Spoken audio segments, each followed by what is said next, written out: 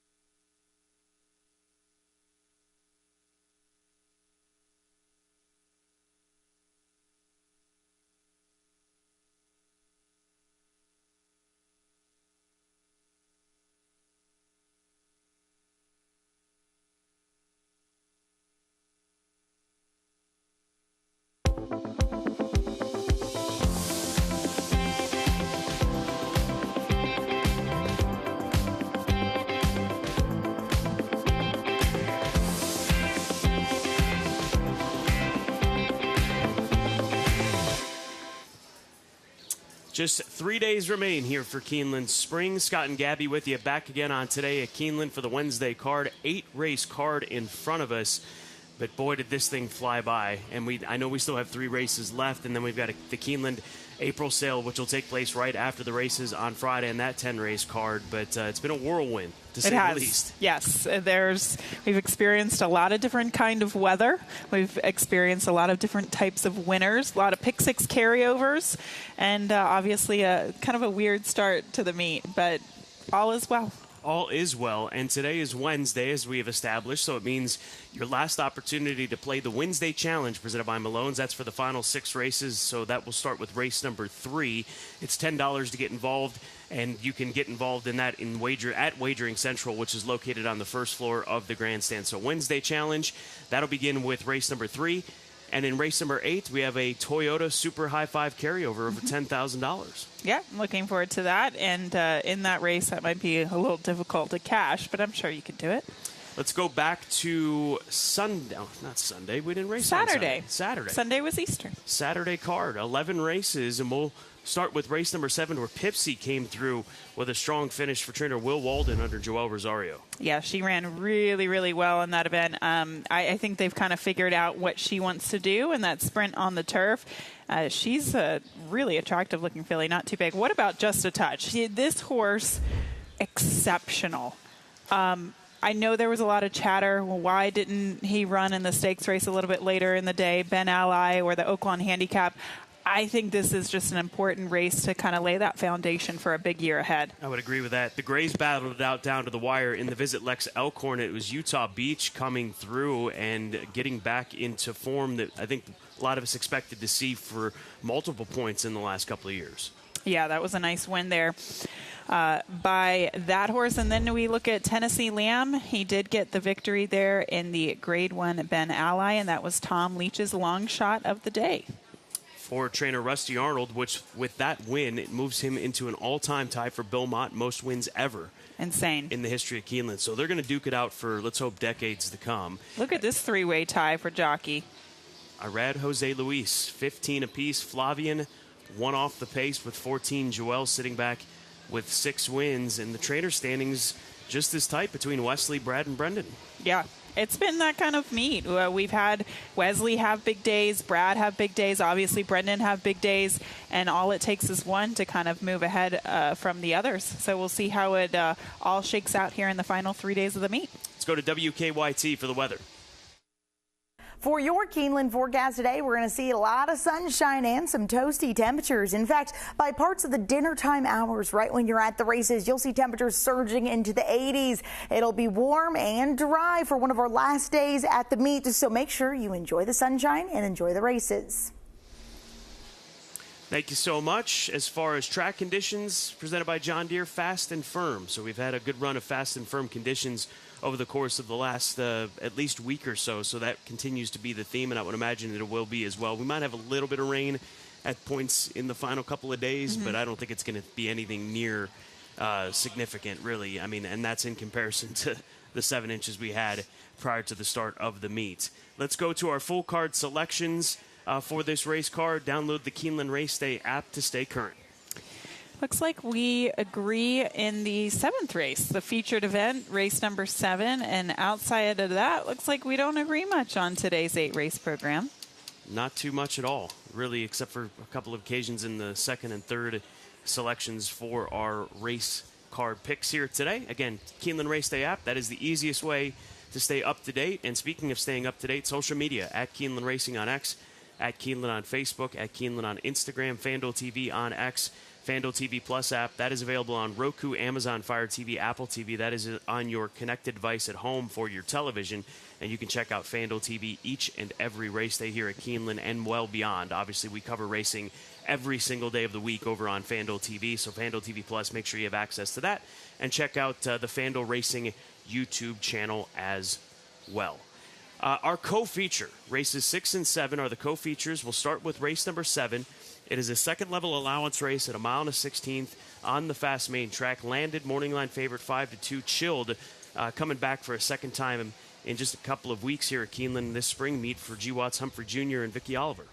Yeah, Landed seems to be pretty tough in here. She's been able to carry her speed from distances of 7 furlongs all the way up to 9 furlongs, and we know how much of an advantage it is to be able to have speed going a mile and 1/16 on the main track here at Keeneland. And that's the direction that I go. I understand Child's going to get a lot of attention, and she rightfully should, looking to make amends for being disqualified from that win in her most recent effort a couple of weeks ago, which Gabby will touch on. But Landed, this New York-bred filly, she has traveled between Kentucky and New York and successfully done so. She's picked up 5 wins from 8 starts, most recently in the Broadway Stakes, going 7 furlongs at Aqueduct. But we bring you back to her most recent run here at Keeneland, and she ends up setting the pace going 1 mile and 1/8. I wanted to point this out because I don't want to call it obvious, but the cutback in distance is going to be a massive benefit for this filly. As they stepped her up in trip in this race, she was beaten by Neon Icon. That was the winner of this event back at the end of the fall meet in 2024.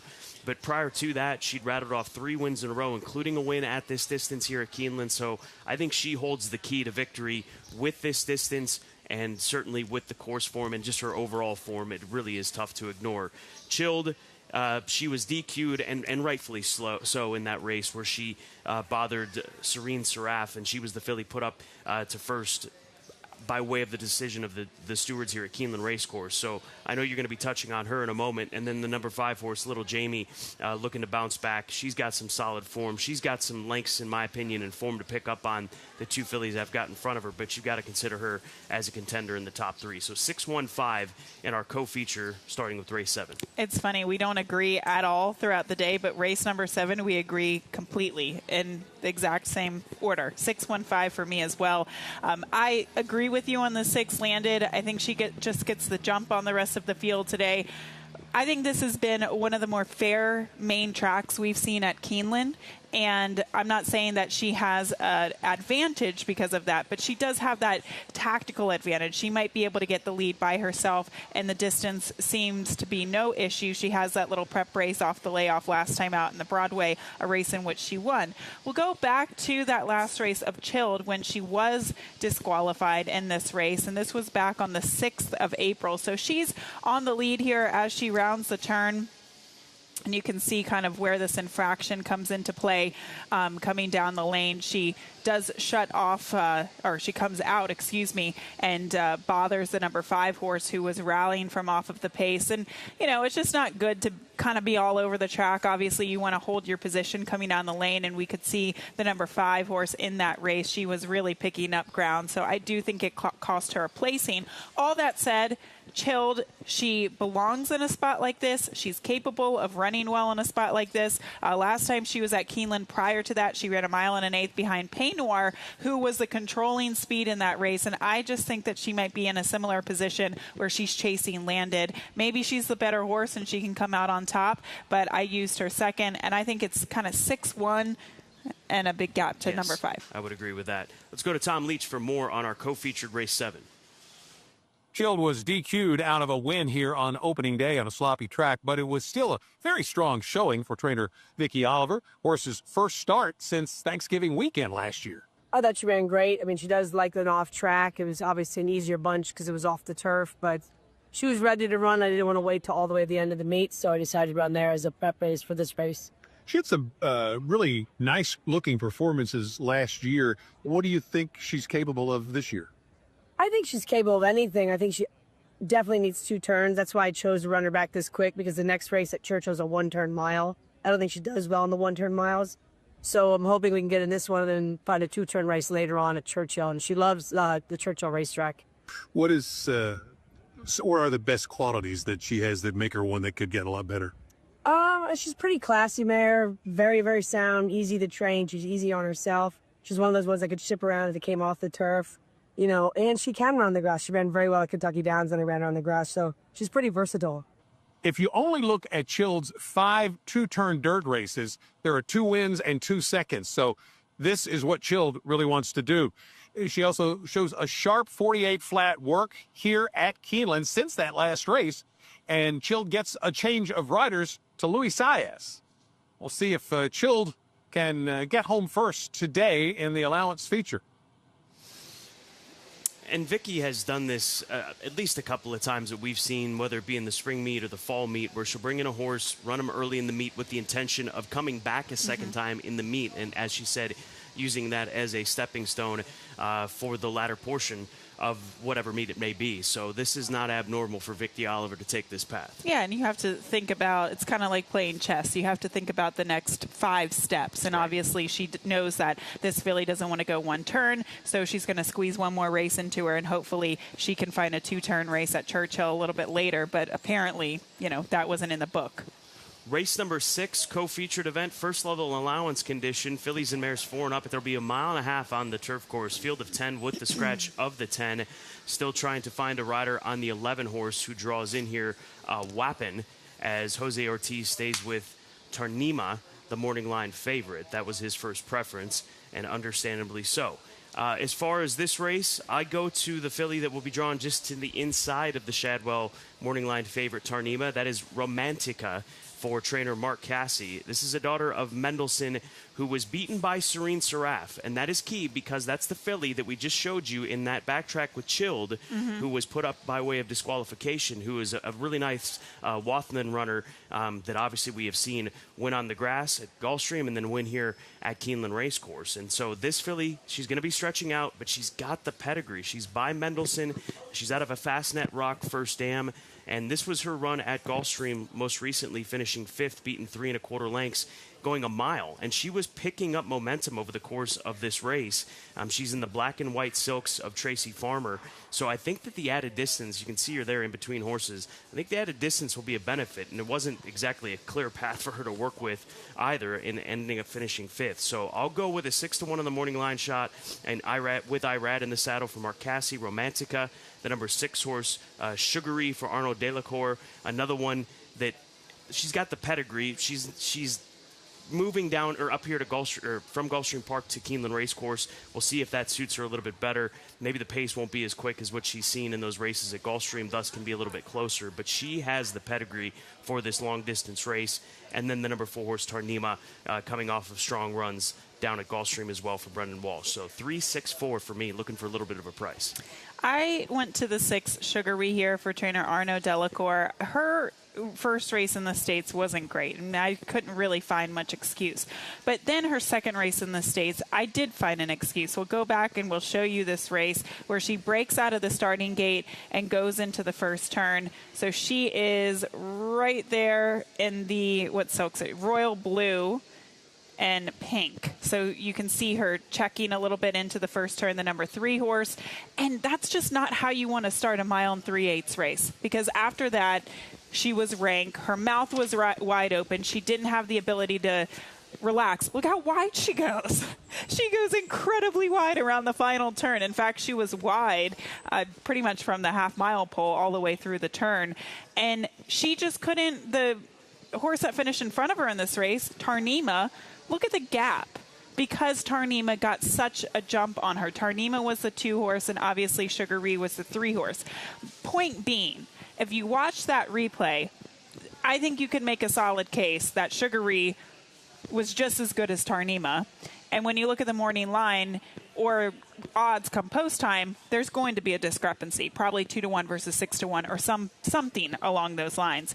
So I think there's probably a little bit more value and more upside with the 6 Sugary. Flavien Prat is aboard her today. Hopefully she gets more of a ground-saving trip.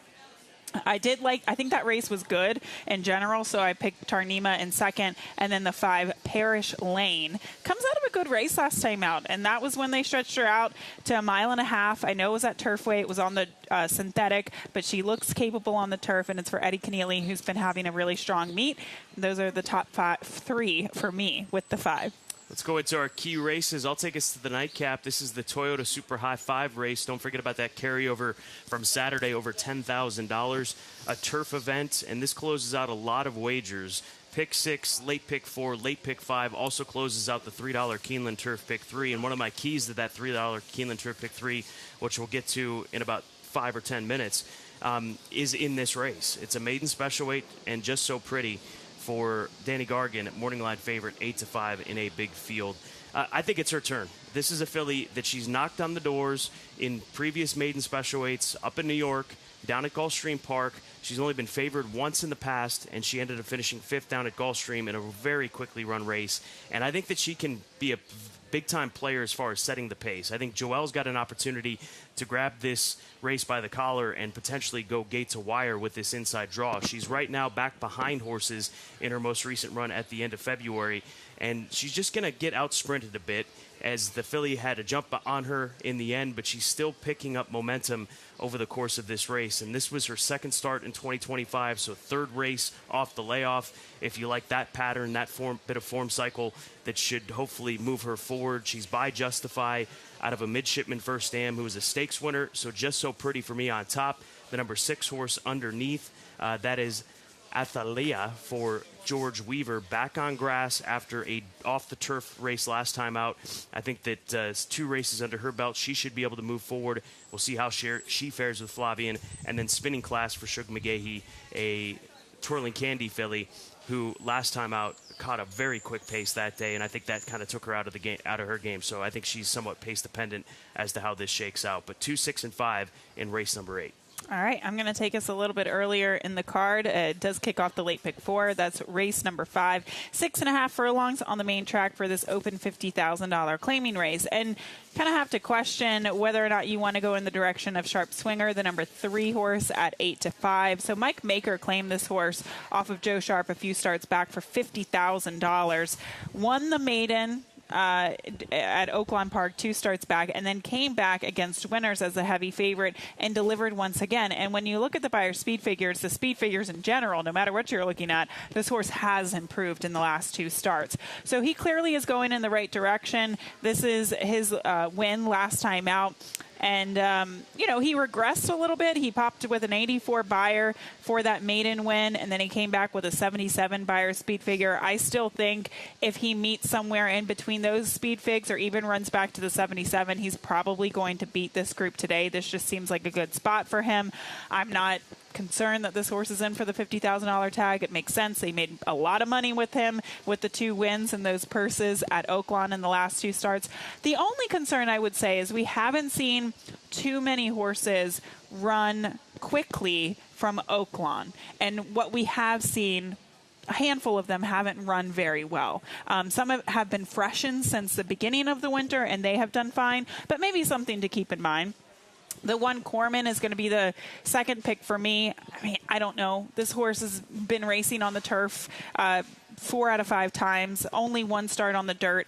That was against horses that came off the turf, so it really wasn't that strong of a race, but he's got a better dirt pedigree, so I'm curious to see what he can do. And then the 2 run of the house, stamina is his issue, but he very well could be the speed here. That's race number 5. We move on to our Sailgrad Spotlight, race number 2. This is a 2-year-old event on this Wednesday, and 4.5 furlongs the distance. As we'll take a look at the horse that is going to be the 11 runner today, Kontiki for Stone Street Stables. They bought this Ohio-bred daughter of midshipmen out of the Keeneland September sale in 2024 for $170,000. Her mother, a stakes winner, Hula Skirt, daughter of Dixie Union. She's a half-sister to a stakes winner. And Brad Cox has got a couple of runners for Stone Street this week, 2-year-old runners that he's going to be turning loose. I believe he's got a couple in those turf 2-year-old races that we have over the next couple of days. So some big opportunities. Race. What's that? That's going to be a nice race. Race 2? Yeah. Nana's Love, the full half sister to Fierceness and Menti, so loaded pedigrees in that race. Yeah, that's race 2, start of the early pick 4. So Sailgrad Spotlight on Kontiki for Stone Street Stable. Clocker reports. We'll go to the opener to start things off. The number 5, in race number 1. The number 5 being Sight to See for Kenny McPeak. Big class-dropping filly. Chestnut daughter of Munnings for Dixiana Farms. Worked 48 flat over a fast main track, working evenly with Desperate Proposal. A gift box colt who's hit the board in 4 or 6 for Kenny McPeak. So the 3-0 filly broke her maiden going a mile in the mud at Oaklawn Park last December, and she looks for win number 2 here today in the opener. And then race number 4, Early Adopter, outside of Spaladay, a pretty useful horse in his own right, working in tandem back on the 18th of April in 36-3. Yeah, that was a nice little drill, especially, you can't put too much stock in turf horses working on the dirt, but you obviously do want to see good energy. You want to see them finishing up strongly, and that's what I did see with Early Adopter, who is really good. And look, we've seen the Lope de Vegas here in North America. They do really well, and Chad has had experience with that. Newspaper of Record being a perfect example, and Carl Spackler. That's right. They are very, very good runners from that top stallion in Europe, Lope de Vega. $3 Keeneland Turf Pick 3 starts in race number 4. So at 2:36 Eastern Time is when the $3 Keeneland Turf Pick 3 gets underway. It will end with the nightcap. I have 2 singles here on the card as far as the Pick 3 is concerned on the grass, Early Adopter being the first. Big drop down in class. He broke his maiden at Saratoga as a 2-year-old on debut. Then he ran in the Grade 2 Pilgrim, the Central Park at Aqueduct, and most recently the Columbia. Beaten by horses like Zulu Kingdom a couple of times. Reagan's Wit was part of that race last time out, so I think that the dip down in class will benefit him, and Chad Brown takes the blinkers off again as he ran the first 3 races without blinkers. He gets Lasix for the first time, which certainly can't hurt. Race number 6, that's where I want coverage. 3, 4, 5, and 6. I know I like Romantica on top, as well as the 6 Sugary, the 4 Tarnima, who's going to get a lot of attention in there. So you've also got to respect the number 5 horse, in my opinion. That is Parish Lane for Eddie Keneally. That's the horse you talked about, Justify Philly, who ran well on the synthetic going the same trip. And then in the 8th and final race and the 3rd and final leg of the $3 Keeneland Turf Pick 3, give me Just So Pretty. So it's going to be favorite to start, favorite to end, and then coverage in what I view to be the toughest race of this 3-race sequence. And we've seen in the Turf Pick 3, sometimes a favorite wins every leg, and it still returns like $120. So if you play a $12 ticket and you get $120 back, that's not a bad day at the track. Race number 5 is where we kick off the late pick 4. And look, it's an $18 ticket. I would say this is kind of the bare bones of my opinion. If you wanted to hit the all button in race number 5, go at it. I think that is probably the trickiest race where we could maybe see an upset in there, but I used my top 3 selections. Race number 6, 4, 5, 6. My top selection, of course, is the 6 Sugary. We showed you that replay of the race where she had a bit of a bad trip last time out. Race number 7 is where my single comes into play. The 6 Landed. I think she wires the field, and she's going to be very tough for Wesley Ward. And then we get to the finale. I have coverage there. The preference for me is actually a 10-1 shot on the morning line. That's the 5 spinning class for trainer Shug McGahee, coming out of a maiden special weight race, but making her second start off of the layoff. I think she can maybe turn the tables on Just So Pretty. So those are my thoughts for the late pick 4. Again, if you wanted to hit the alt button in race 5, there seems to be untrustworthy sorts in there. I think people might either single Maker or go all and try to beat Maker. Let's get into our best angles of the afternoon. I'll take us to the opener, $40,000 claimer, non-Waters of 2 lifetime, and Sight to See for Dixiana is the one to beat for me. I think she lays right off the pace. I think that Jose Ortiz comes from the outside with Helen's little assist and tries to get the lead, and I think that Brian Hernandez Jr. will be right there with this filly, tracking going into the first turn, obviously down the backstretch. This was her maiden win at the end of December, this meet at Oaklawn Park, where she won for $65,000 by 2 1/4 lengths. They then stepped her up too far in an allowance race at Fairgrounds. She ran 4th after breaking through the front of the starting gate that day, 4th in a field of 4, to be fair. But this is the right spot for this filly. I think that the mile and a 16th is ideal for her, and I see it 5-3-6. I'm just going to play it 5-3-6 cold in race number 1 to get things going and in this field here today. All right, my key and angle. Also, okay, Sight to See is entered in the sale on Friday. Hip Nice. number 16. So hopefully we have a big update to announce. Make sure you join us after the races on Friday. But Sight to See is entered in that race, in this race, and in that sale. She's hip number 16. She's number 5 today, 16 on Friday. In that sale. In that sale on Friday. Keeneland April sale. After the races, right here at Keeneland. Lots of good horses entered in that sale. Big time. Definitely take a look at the catalog there. Race number 4 is where I go for my best angle. 10-1 on the morning line on Coiled. I don't know if we'll get that. But let's take you back to his last race. This was going the flat mile. And I know it was on the synthetic. It wasn't on the turf. This horse has never tried the turf. He tried dirt first time out, came back on the synthetic, and then once again it all came together for him last time out. It was the first time that he got Lasix. It was the second time blinkers. I think Arnaud Delacour has tinkered with this horse, knowing that he's decent. He's actually a pretty decent horse. They've tinkered with him, obviously gave him Lasix, added the blinkers, and I really think they have him where they want him. That was a nice little win last time out. Watching some of his replays, he kind of has that turfy action. He's by hard spun. He's out of a Lemon Drop Kid mare. There's definitely turf pedigree there, and I think he's one of those horses that can just keep on keeping on at a mile and 3/16, getting to the turf for the first time. So I like him. I will use some other horses in there. I know you like Early Adopter, and I do think he's probably the class of the field, as well as Hot Property. From a win prospect, I probably wouldn't bet the 12 Hot Property to win, especially if he's a short price for Brad, but definitely use in the exacta. 2-8-12 exacta box for Gabby, race number 4. Let's go to Tom Leach for his long shot of the day.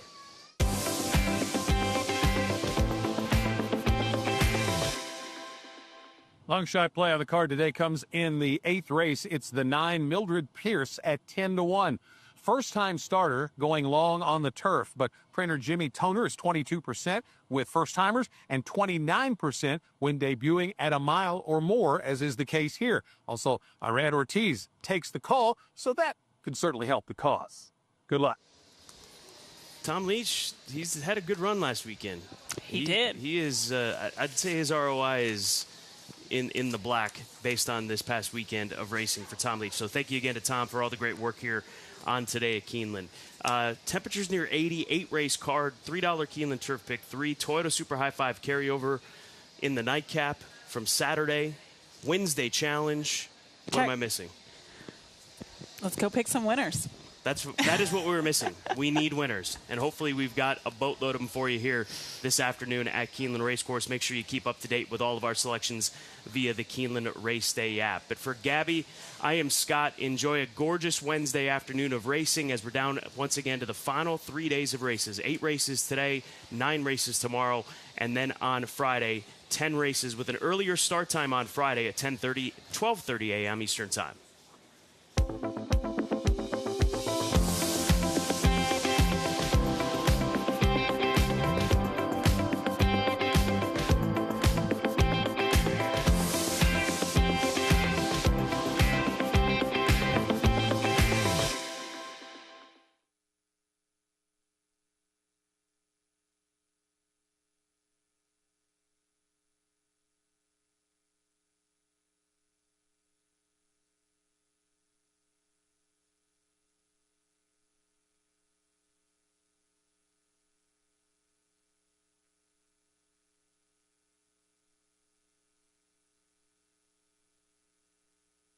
All the action, all the biggest players, all in one place.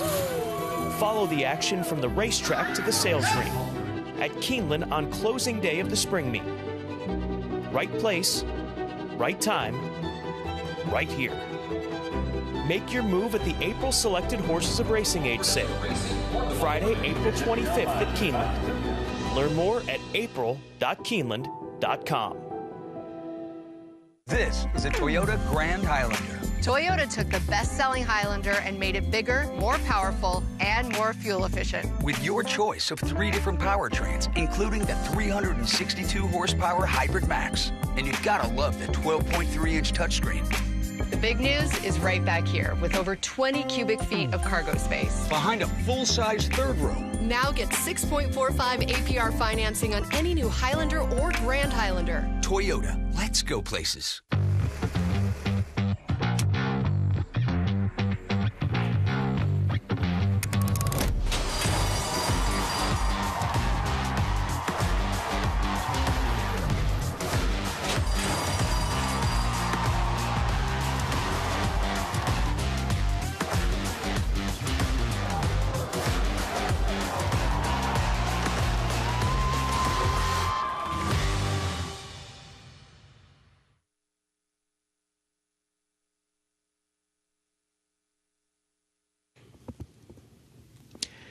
Please welcome the inaugural Keeneland Choir to the paddock.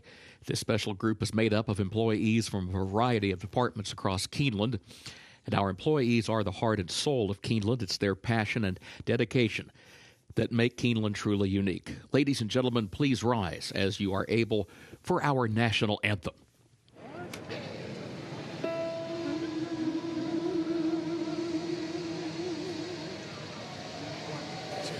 Oh, say, can you see by the dawn's early light what so proudly we hail as the twilight's last gleaming, whose broad stripes and bright stars through the perilous fight o'er the ramparts we watched were so gallantly streaming, and the rocket's red glare, the bombs bursting in air, gave proof through the night that our flag was still there.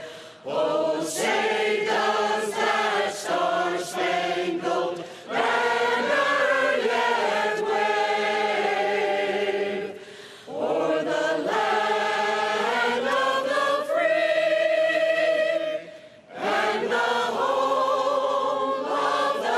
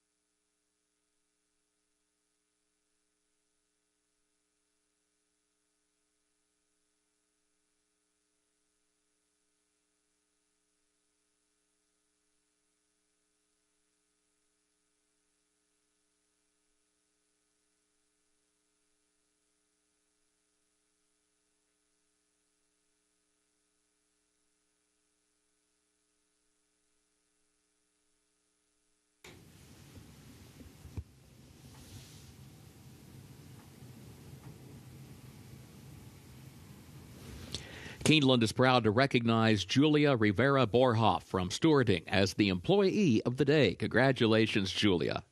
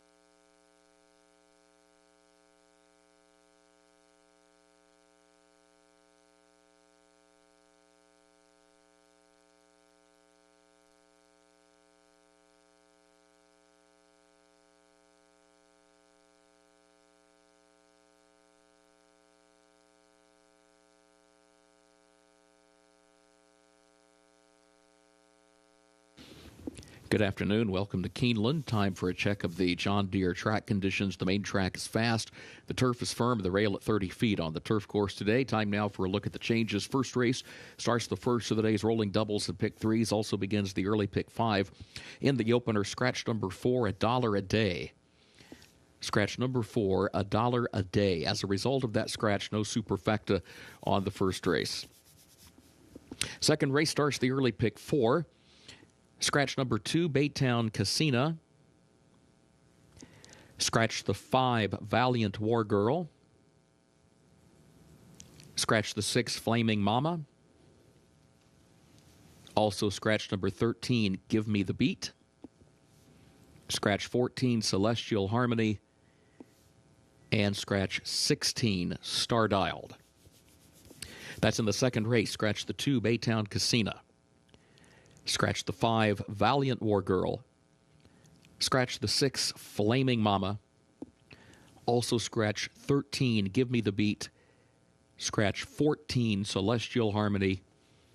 And scratch 16, Star Dialed. Please note 15 draws into the race. Super Patchy, number 15, draws in.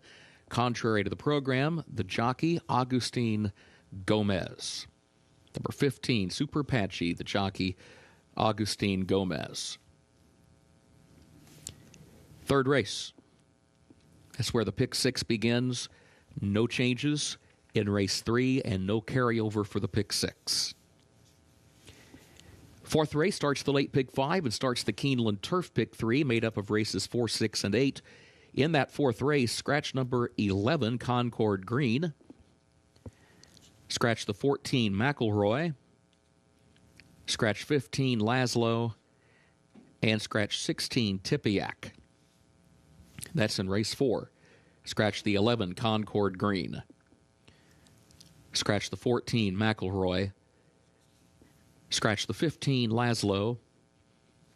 And scratch the 16, Tepiak. Please note number 13, Capitol Hill, draws into the race. 13, Capitol Hill, draws into the race, jockey as programmed. Fifth race starts the late pick 4. In race 5, contrary to the program, number 3, Sharp Swinger, is a gelding. Race 5, contrary to the program, number 3, Sharp Swinger, is a gelding. Sixth race, scratch number 10, Saccharin. That's in the sixth race, scratch number 10, Saccharin. Please note there is a jockey change on the 2, Missy B. That'll be Adam Beschizza. Number 2, Missy B, the jockey, Adam Beschizza. Also, please note the 11 draws into the race. What happened? Make the jockey Brian Hernandez Jr.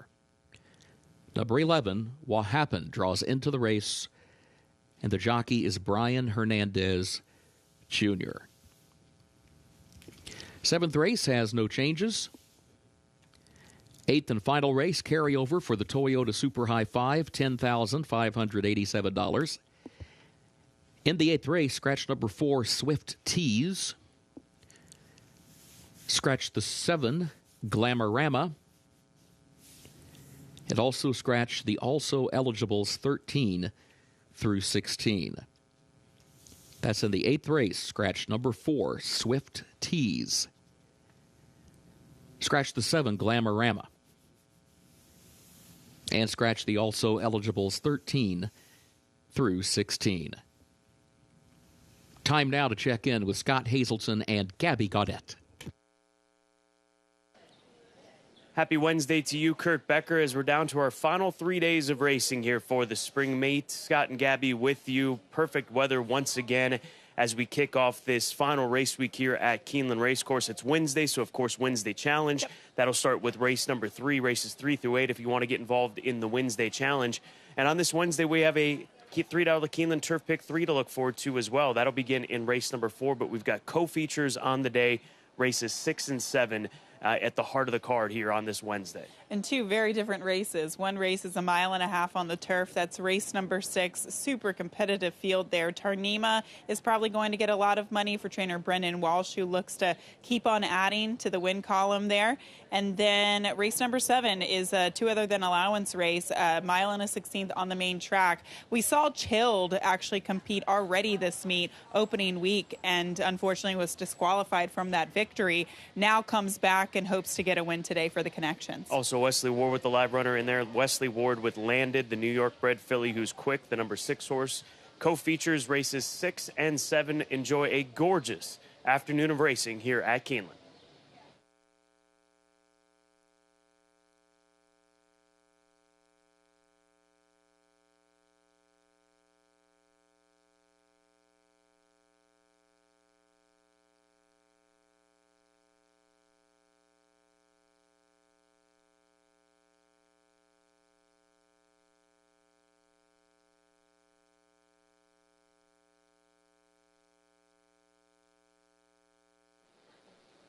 And we're just 18 minutes away from kicking off the Wednesday card here at Keeneland. Fast and firm conditions. We'll start on the fast main track with a group of $40,000 claimers, non-Waters of 2 lifetime, going 1.16 miles to the first wire finish. And the biggest price on the board right now is the 5, and she's 4-1, just showing you how competitive this group lines up in the opener. And sight to see the number 5 horse is the top play for me. She was overmatched last time out in an allowance race after breaking her maiden in a $65,000 claimer at Oaklawn Park. And that was her first time when she broke her maiden, first time going long. She had sprinted prior to that. She had picked things up as far as in her career progression, but the drop in class, the added distance really worked out for her back at the end of December. And as I mentioned, she was just in too tough last time out. I think that Brian Hernandez Jr. will sit just off the pace and hopefully be able to make a move to spurt away from this group, potentially when they turn for home. So I'll go with the number 5 horse, Sight to See, who's currently sitting at 4-1 on the board. The number 3 horse, No Pardon for Rudy Brisset. Nyquist filly back on dirt. She's 1-for-1 on dirt. That was right here at Keeneland. So she's got the course form. It's at the same distance of 1.16 miles. It's back in the fall. She's had 1 run since, and that was at Turfway Park at the end of December. So it's been 3 months since we've seen her, and she too was in a little bit too tough that day. And her price reflected that in that race at Turfway. She was 24-1 on the heels of breaking her maiden as one of the favorites in October here at Keeneland Racecourse. So in a much more realistic spot is No Pardon, 7-2 as it stands right now. And then Helen's Little Sis on the outside, 5-2. She's the second choice for trainer Mark Cassie. I think that she shows the speed here today. I think that Jose Ortiz with this outside post, and it's not going to take a lot to cross over given it's just a 5-horse field, but you got to respect her. Another class dropper, first time that she's running for a claiming tag, having run in allowance races between Oaklawn and Woodbine and those maiden special weights at Fairgrounds last year at the age of 3. So a good race to start things off.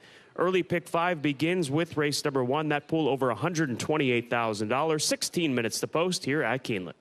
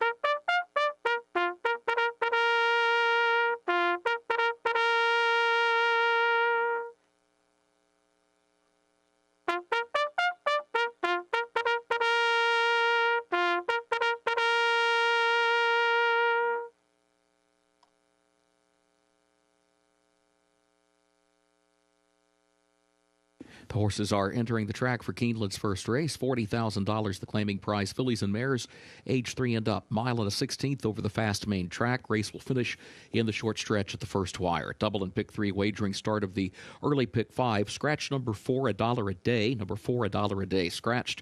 No superfecta as a result on this first event. Main track is fast. The turf is firm. Rail at 30 feet on the turf course. Post time at 8 minutes.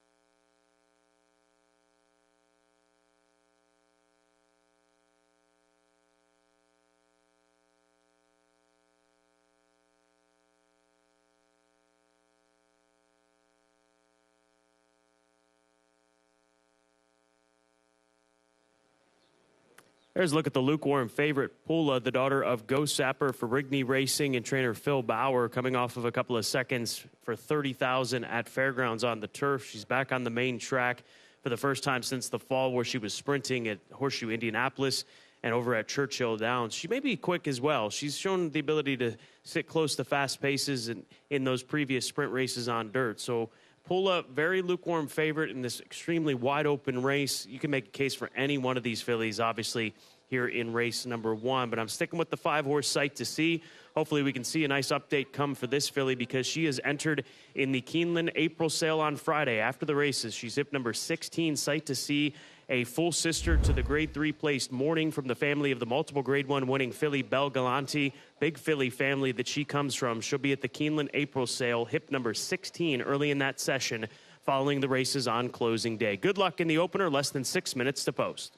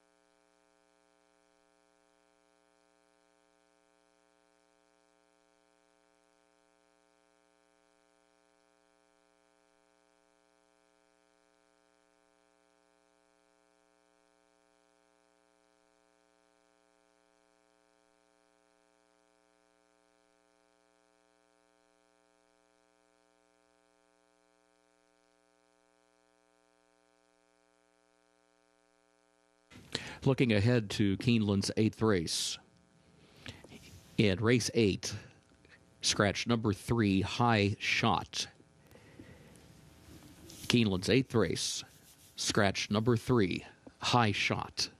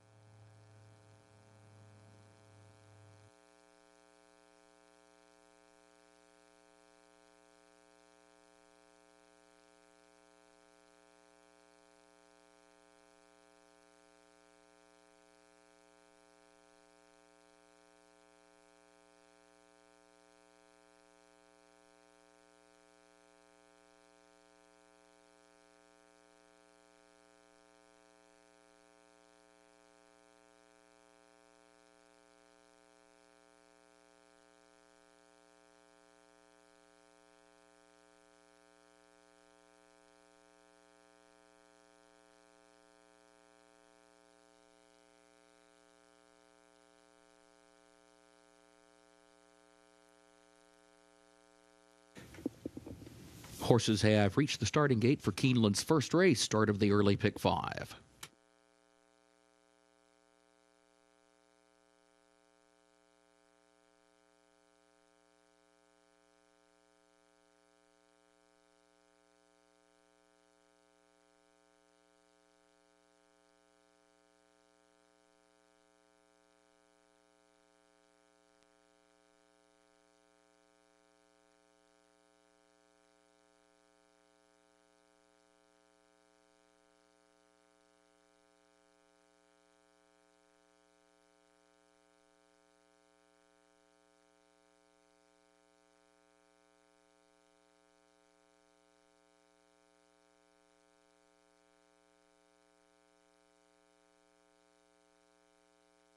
Moving into line, first race.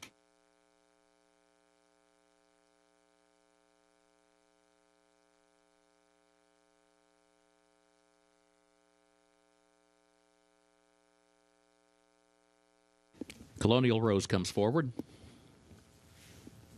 Now Pula. No Pardon. 2 more to load. Sight to See. And now Helen's Little Sis, the last one.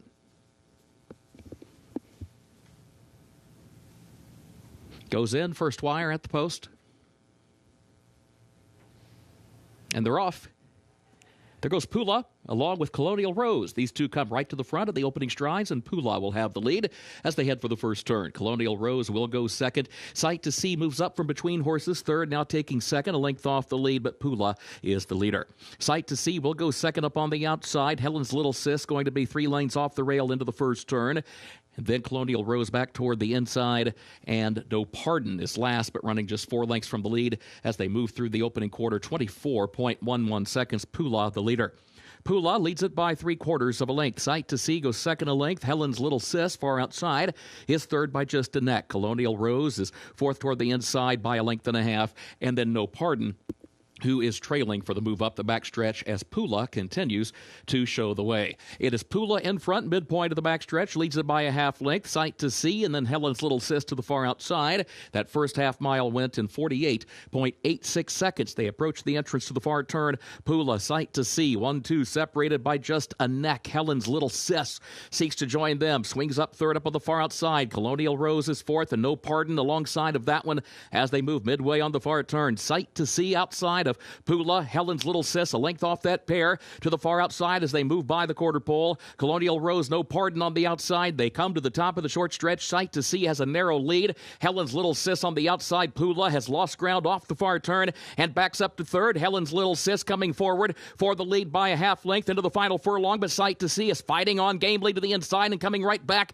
and Sight to See has the lead in deep stretch. Helen's Little Sis second. Colonial Rose 3 lengths further back in third. Sight to See in front. Helen's Little Sis second. Here's the wire. Sight to See, Brian Hernandez Jr. to take the opener.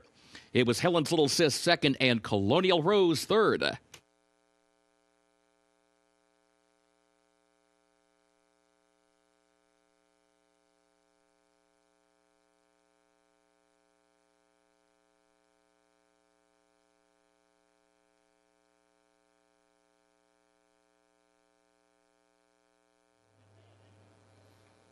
Sight to See, the daughter of Munnings, hanging in there with that big white face on the inside. Once Brian Hernandez shifted his weight and got her to switch lead, she found a little bit more, and that was enough to hold off Helen's Little Sis, who was nearest her. It's going to be 5-6-1 in the opener, 4-1 on Sight to See, and look for her on Friday in the Keeneland April sale, hip number 16 with a nice update.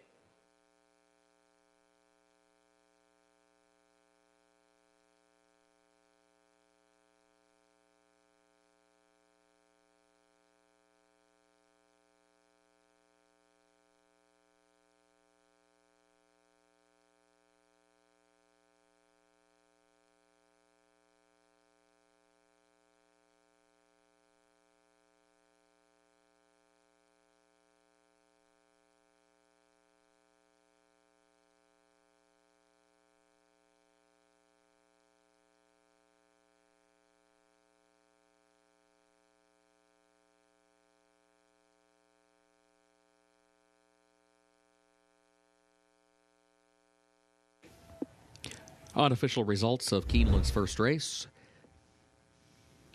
Number 5, Sight to See, was first. Number 6, Helen's Little Sis, was second. Number 1, Colonial Rose, third. Number 3, No Pardon, fourth. 5-6-1-3 unofficial.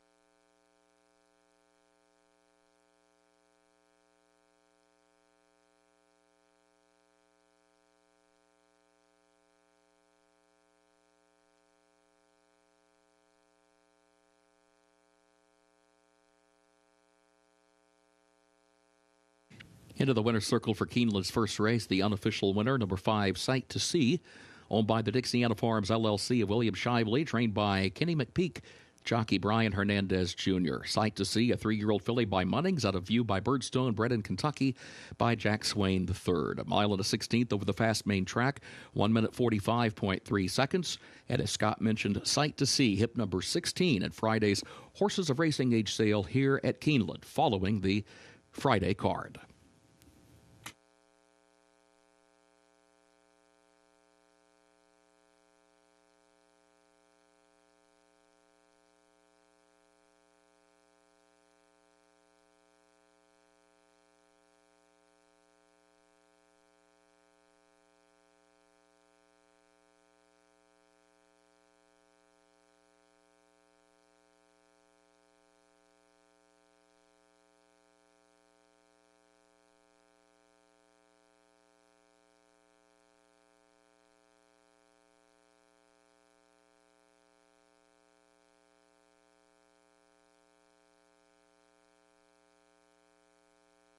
First race results official.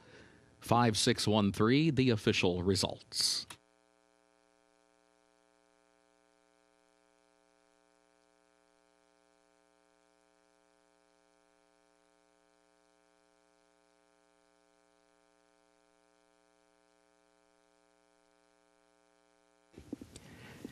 Keeneland's second race upcoming, including double and pick 3 wagering. Start of the early pick 4. Main track is fast, turf firm, the rail at 30 feet on the turf course. In race 2, scratch number 2, Baytown Casina. Also scratch the 5, Valiant War Girl. Scratch the 6, Flaming Mama. Scratch 13, Give Me the Beat. Scratch 14, Celestial Harmony. And scratch 16, Star Dialed. A reminder, 15 Super Patchy draws into the race. 15 draws in, contrary to the program, the jockey Agustin Gomez.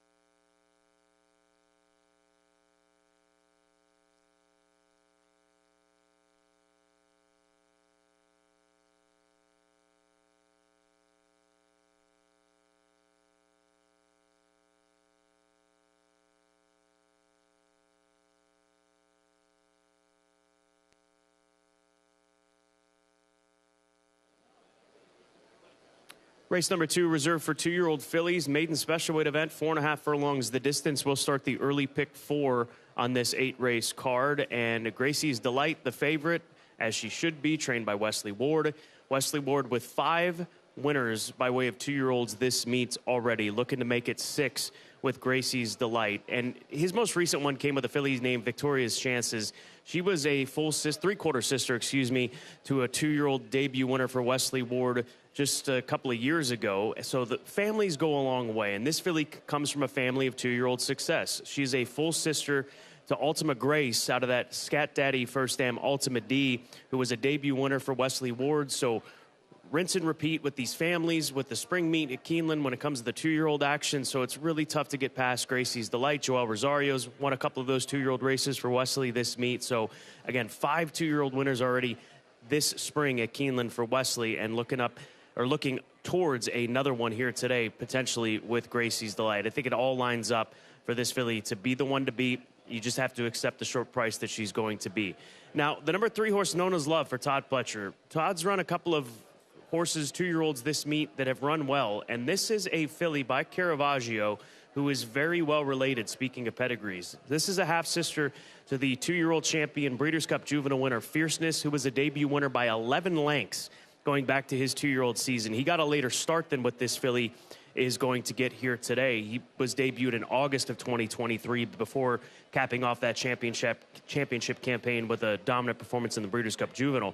And also, this is a half-sister to the colt Menti, who was a debut winner in June of his 2-year-old campaign. He won the Grade 3 Futurity. He ran in the Breeders' Cup last year. So 2-year-old success is there. And this filly is by Caravaggio. She's worked sharply down at Palm Beach Downs to ready for this debut. She does have the advantage of being drawn just to the outside of the favorite. So at 5-2, certainly a strong alternative to the favorite with that big family that this filly comes from, Nona's Love, for Rapoli's stable, a homebred for Mike Rapoli. And then the number 4 horse, Percy's Bar, upstart filly for Hat Creek Racing. Sharp workouts coming in. Hat Creek, they've had some success with Wesley Ward here this meet with young horses, and this one trained by Ben Colebrook. Very capable conditioner, no question about it, and opting to run this filly here today on debut with Luan Machado, 6-1 on the board. This one comes from a family that has yet to produce a 2-year-old winner as far as from the dam side, but it was only had one starter, that First Dam Honest Deb, who was an unraced Super Saver mare. So I just think that given where she's drawn, if she's quick, she can keep up with the 2 fillies to her inside. She could be in a very good position to potentially score a mid-price upset in race number 2. But as we know, as we will say, every time we have a 2-year-old race here at Keeneland, the race goes through Wesley Ward. And that's the case once again here today with the favorite, Gracie's Delight. Good luck in race number 2. 2-year-olds going 4.5 furlongs to start the early pick 4.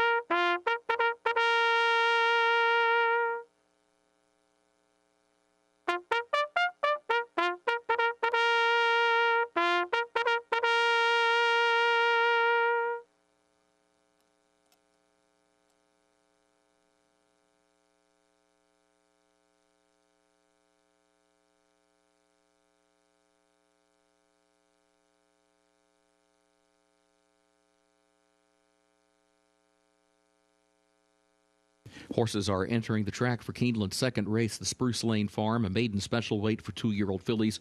The Headley course, 4.5 furlongs. Main track is fast. Double and pick 3 wagering started the early pick 4. Main track is fast. The turf is firm. Scratch the 2, Baytown Casino. Scratch the 5, Valiant War Girl. Scratch number 6, Flaming Mama. Also scratch number 13, Give Me the Beat. Scratch 14, Celestial Harmony. And scratch 16, Star Dialed. A reminder, the 15, Super Patchy, draws into the race. Augustine Gomez, the jockey for number 15, Super Patchy. Post time, 7 minutes.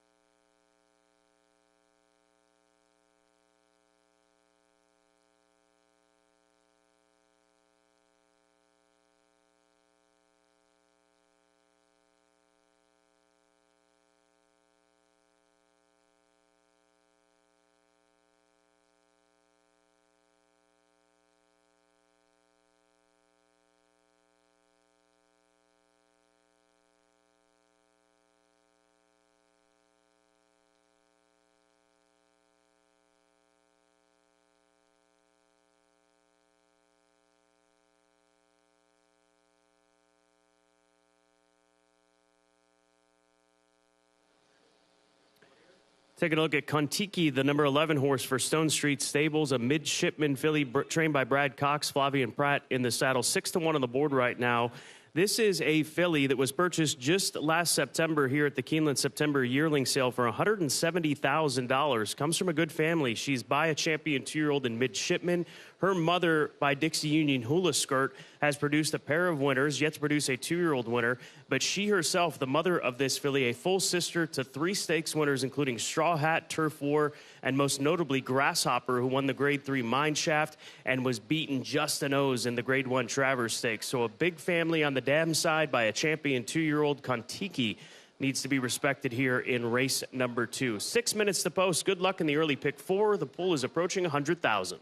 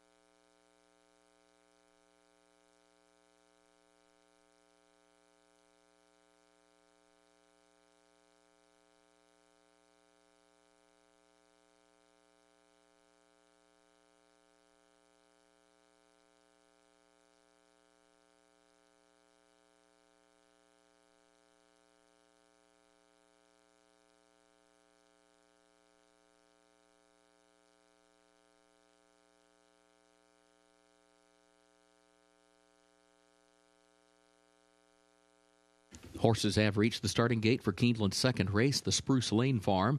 Start of the early pick 4.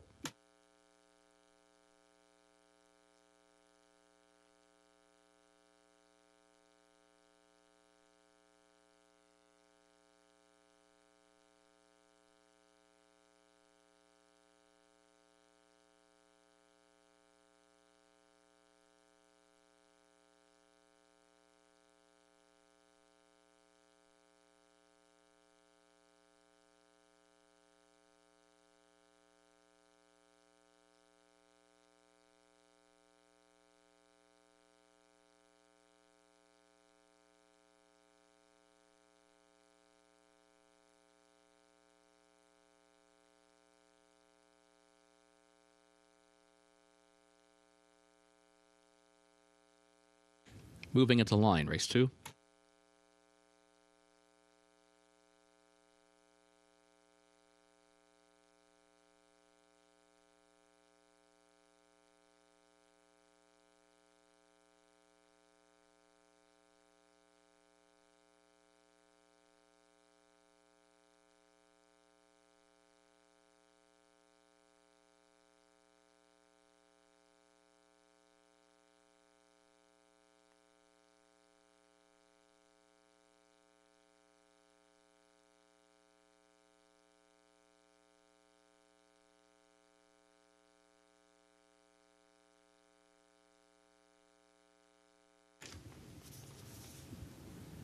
Percy's Bar and Kontiki come forward.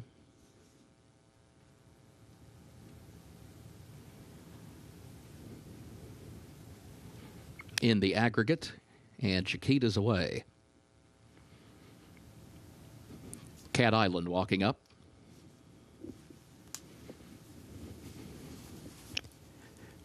Super Patchy will be the last one.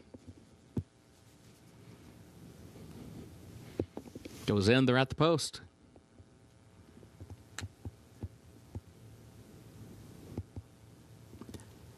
And they're off. Gracie's Delight, Nona's Love come out running 1-2. Super Patchy away third. Kontiki is away in fourth. Fetch My Diamonds is fifth. In the aggregate sixth. Percy's Bar is in seventh down toward the inside and is joined by Midnight Eve up toward the outside. Cat Island at the back. Gracie's Delight shows the way. Gracie's Delight is on top by 2. Nona's Love giving chase second toward the outside as they come to the top of the stretch. Super Patchy 5 more lengths back running along in third. Fetch My Diamonds is fourth. Here comes Nona's Love to the outside of Gracie's Delight. Nona's Love outside, Gracie's Light inside. Percy's Bar has made up a lot of ground to go to third. Looks toward the rail. 5 away, 4 lengths away, 3 lengths away. Percy's Bar trying to come up the inside. Nona's Love is right there. And then Gracie's Delight. Percy's Bar up the inside for the lead. Cat Island runs late toward fourth. It is Percy's Bar from way back to win it for Luan Machado. Percy's Bar in front. After that, it was Cat Island, Nona's Love, and Gracie's Delight.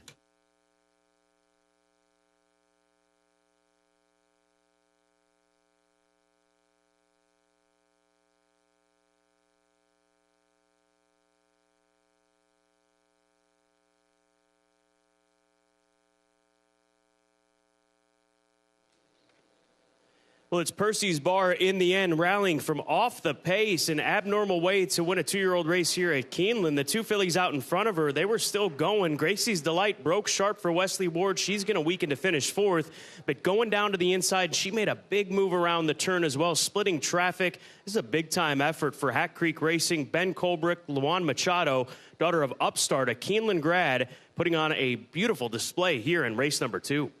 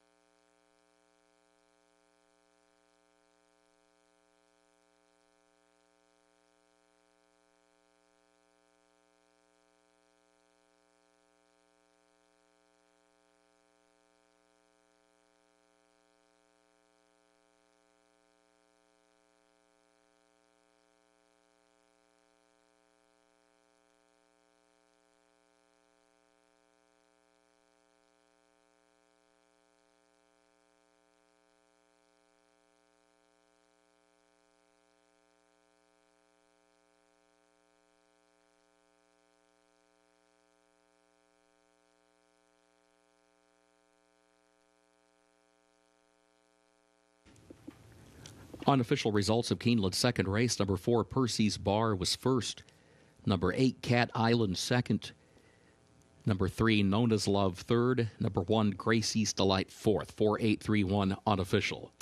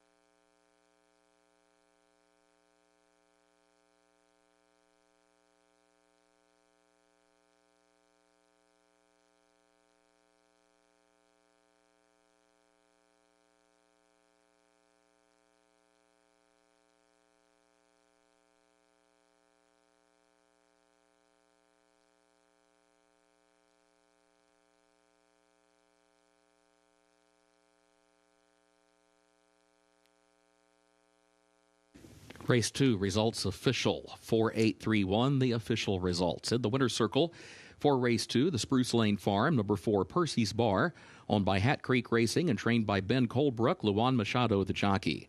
Percy's Bar, a 2-year-old filly by Upstart out of Honestly Deb by Super Saver, bred in Kentucky by Brereton Jones. The Keeneland sales graduate gets the 4.5 furlongs on the Headley course in 52.54 seconds.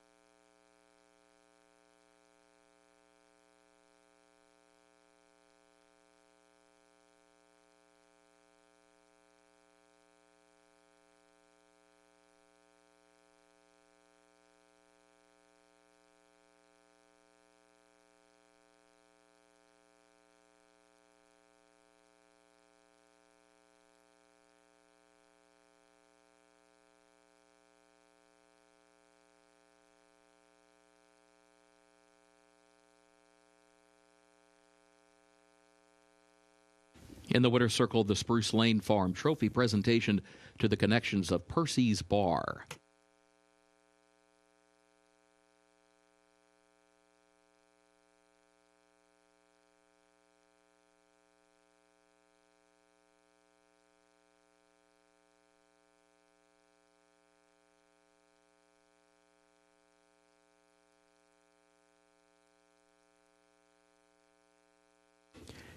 Keeneland's third race upcoming, including double and pick 3 wagering. Also at the start of the pick 6, no carryover. Main track is fast. The turf is firm. The rail at 30 feet on the turf course. No changes in this third event.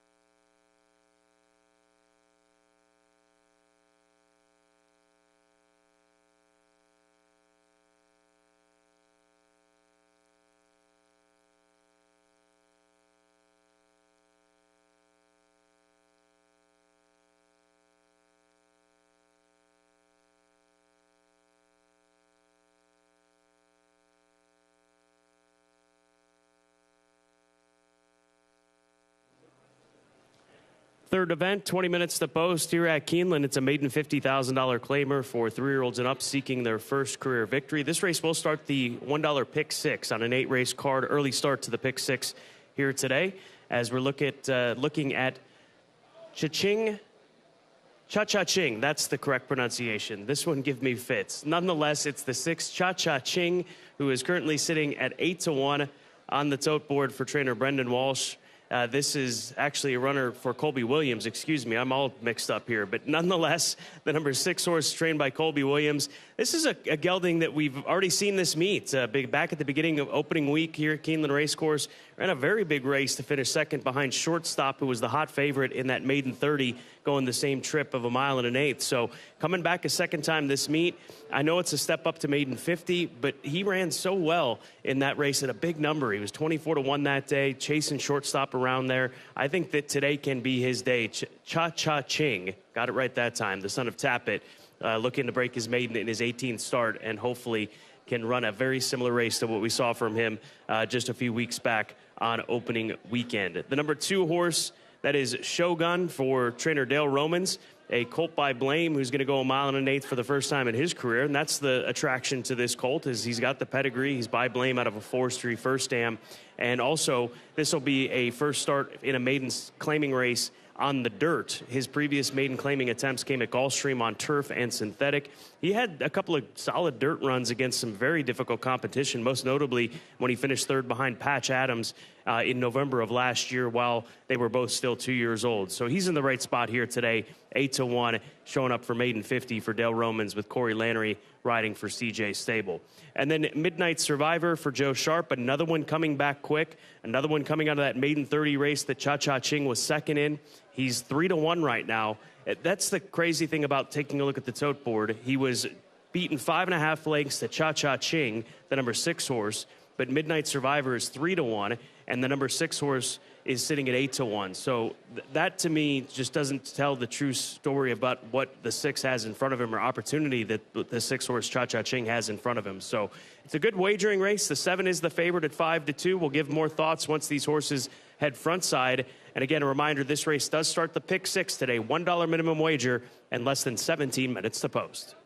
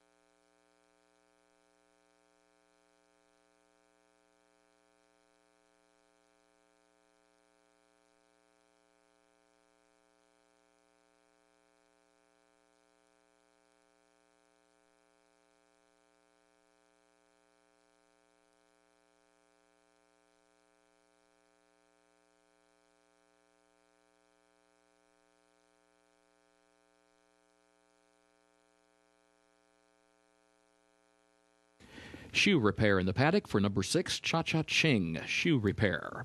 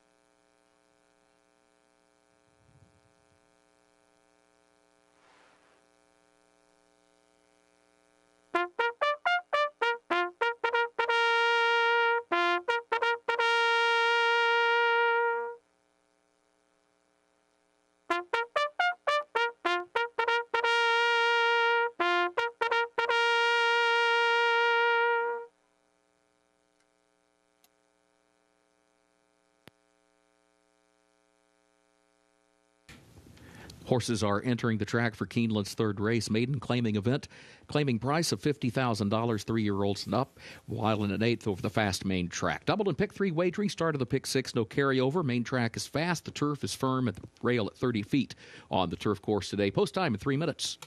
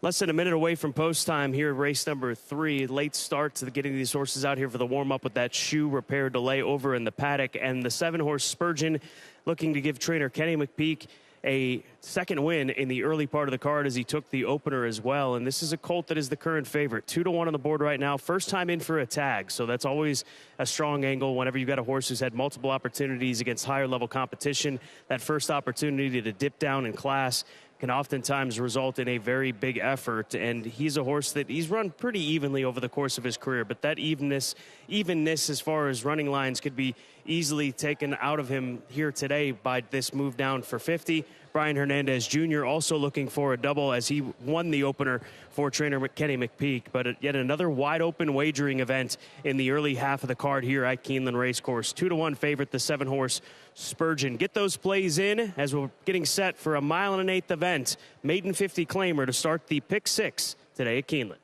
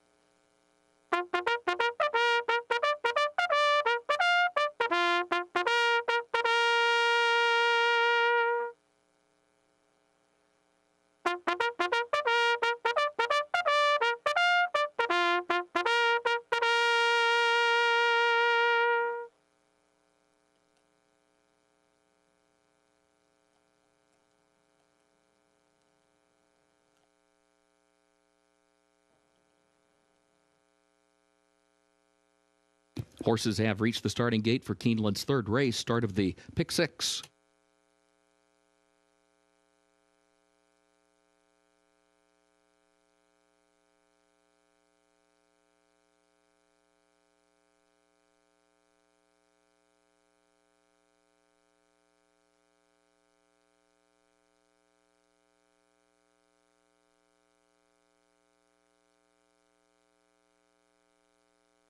moving into line. Third race.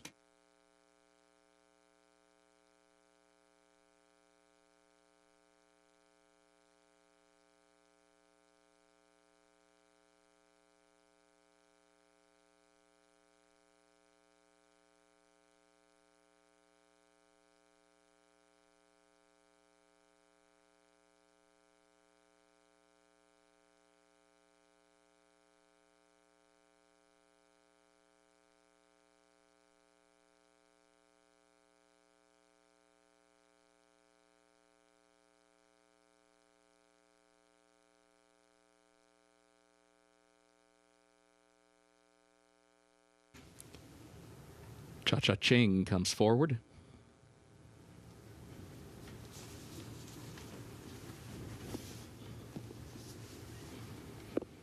Spurgeon.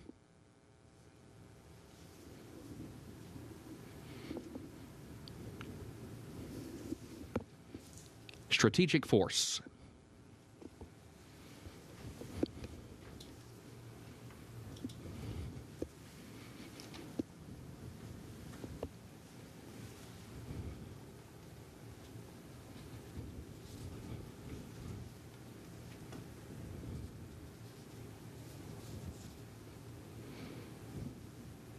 Midnight Survivor.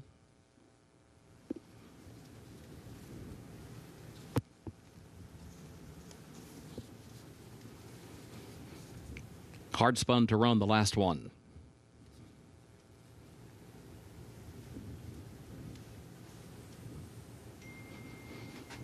Missile Cruiser moves in.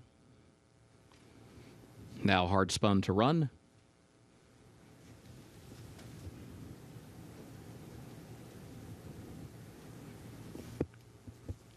Goes in, they're at the post.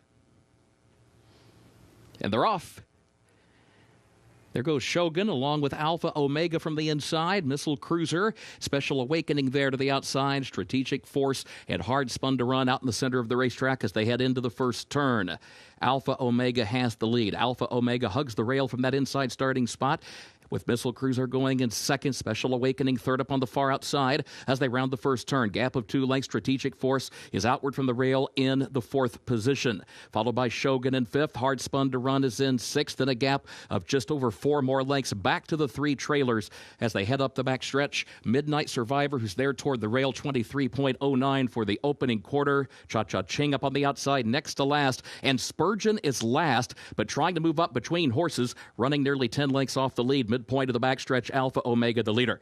Alpha Omega leads. Missile Cruiser and Special Awakening to the far outside. Top 3 separated by just a neck. Shogun fourth toward the inside. Strategic Force fifth up on the outside, 3 lengths off the lead, followed by Hard Spun to Run as they enter the far turn. They got the opening half mile in 47.7 seconds. It is still Alpha Omega to the inside with a head in front. Missile Cruiser is second. Special Awakening has lost ground in third. Strategic Force has to go wide to the center of the track from fourth, still 3.5 lengths off the lead to the top of the stretch. And Shogun looking for running room in behind the front foursome. Cha-Cha Ching swings to the center of the track, still fifth though, 7 lengths off the lead. Strategic Force coming forward from the outside, and Strategic Force has taken a narrow lead from Special Awakening. Cha-Cha Ching far outside. Shogun going to have to go to the inside from fourth. Special Awakening, after losing ground on the far turn, still fighting back between horses. Strategic Force is alongside. Special Awakening, Strategic Force, these two coming down to the line. It'll be close, and it will be a photo for the win. It will either be Strategic Force or Special Awakening.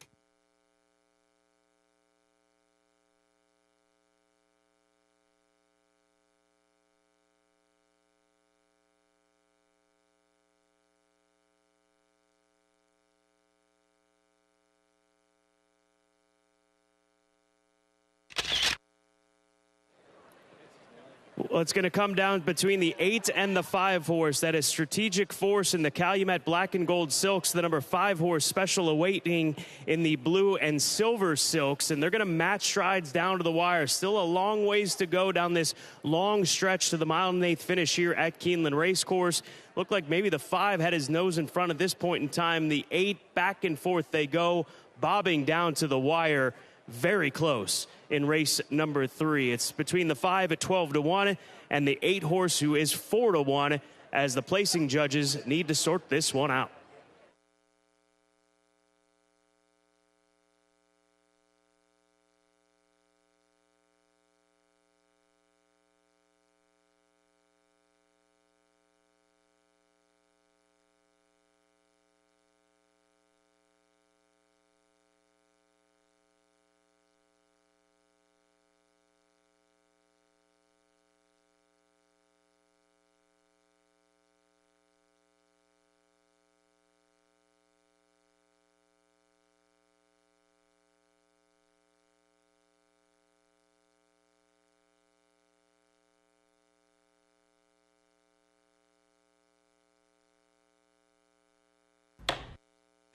Unofficial results of Keeneland's third race. In the photo, number 8, Strategic Force, was first. Number 5, Special Awakening, was second. Number 6, Cha-Cha Ching, was third. And the 2, Shogun, was fourth. 8-5-6-2, unofficial.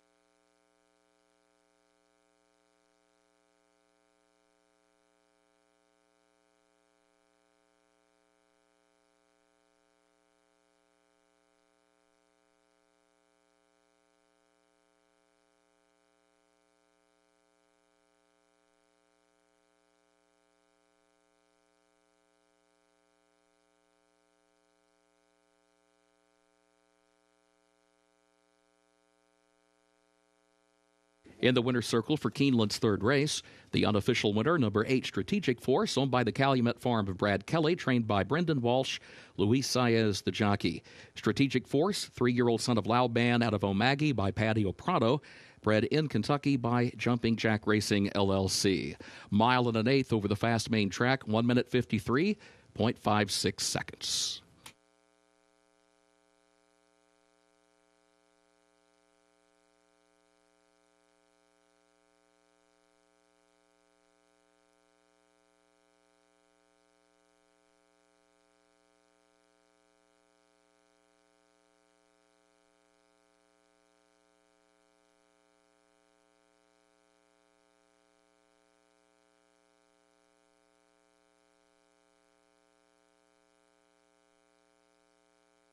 Results of race 3 official, 8-5-6-2, the official results.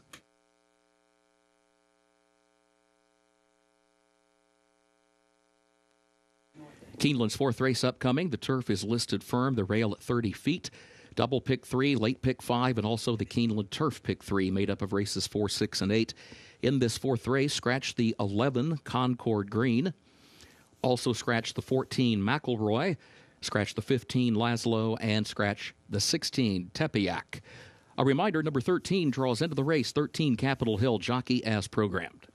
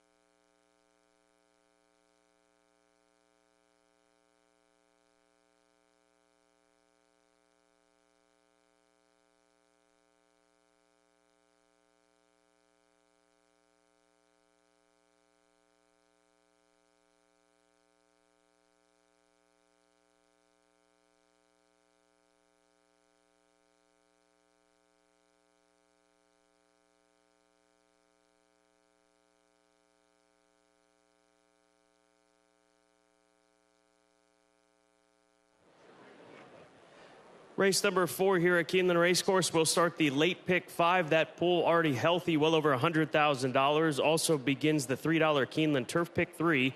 Races 4, 6, and 8, the $3 Keeneland Turf Pick 3.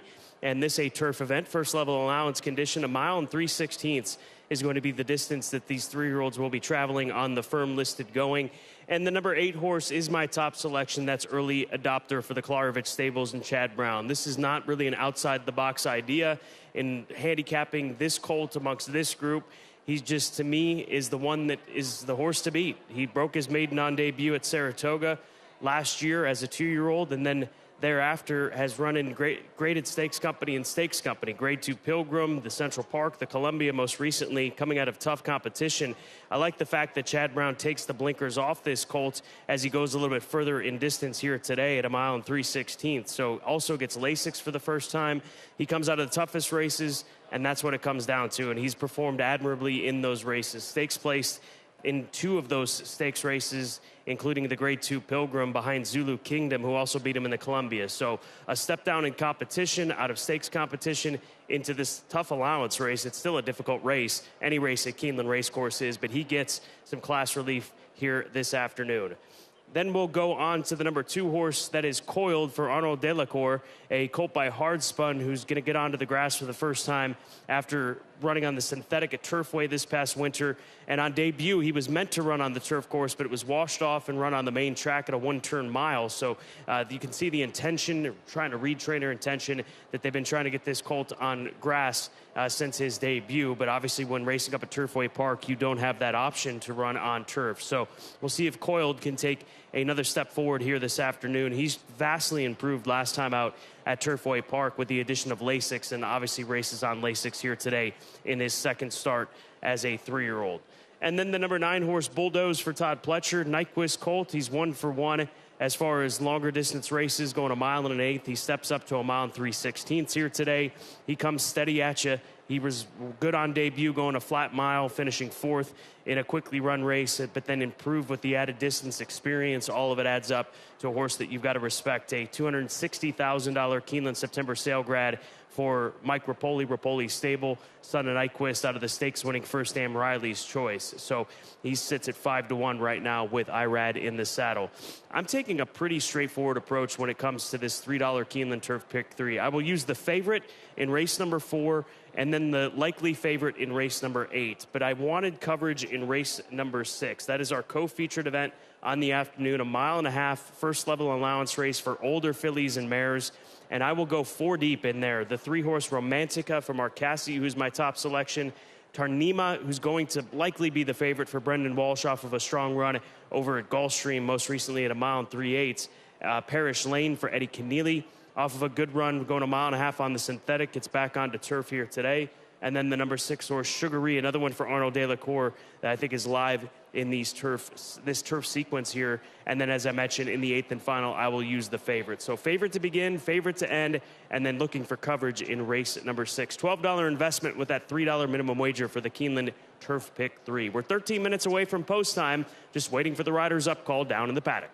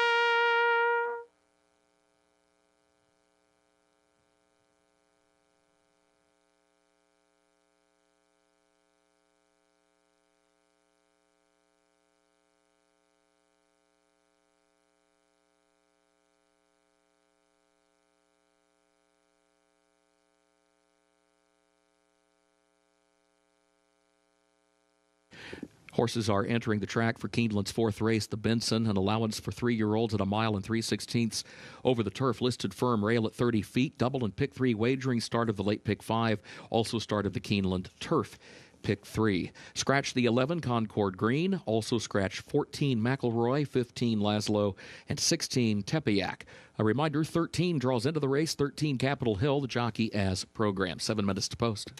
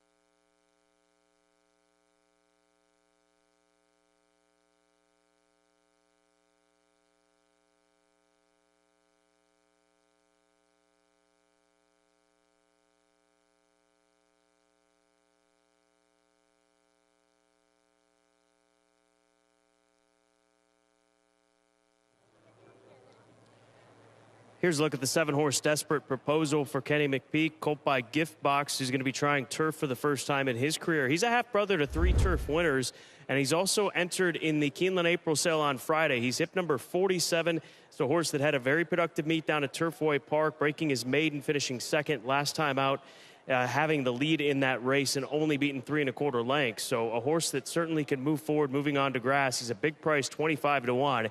And look for him in the Keeneland April sale on Friday. That catalog is available on our website. The number 10 horse, that is Attack, colt by Muddings, or Gelding rather, $300,000 2-year-old purchase back in 2024. He's back on grass for just the second time in his career, and he gets to go out a bit further here today. And I think that this pace will really agree with him that he's likely to encounter here, because if you look at his races where they ran slow as far as the internal fractions, those were his best performances. So I would imagine that's why Mark Casse has opted to run him at this longer distance here at 1 mile and 3/16. He's 16 to 1 on the board right now. Johnny Velasquez for DJ Stable. If you're looking for a couple of prices, the 10-horse Attack and the number 7-horse, that being Desperate Proposal, certainly ones to consider to start the late pick 5. Good luck. Less than 4 minutes away from post time, and also the start of our $3 Keeneland Turf Pick 3.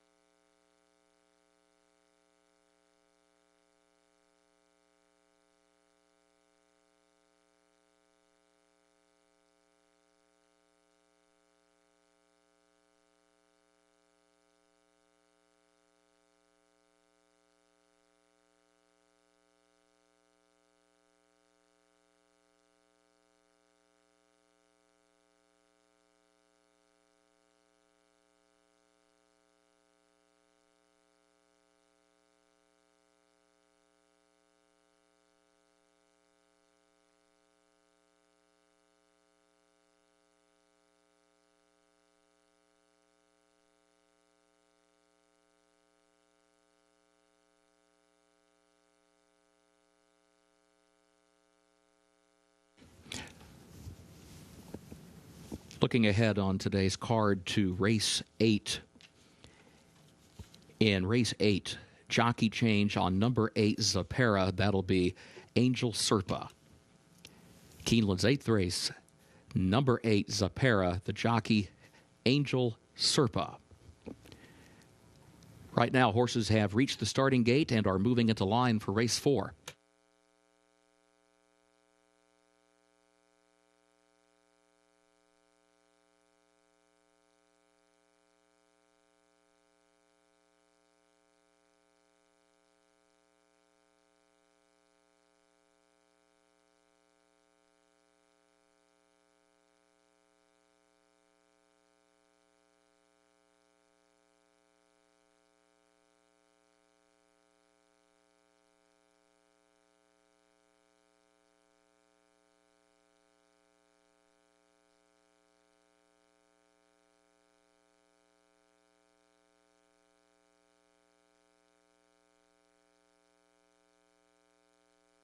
Moving into line for the 4th race, start of the late pick 5 and start of the Keeneland Turf pick 3.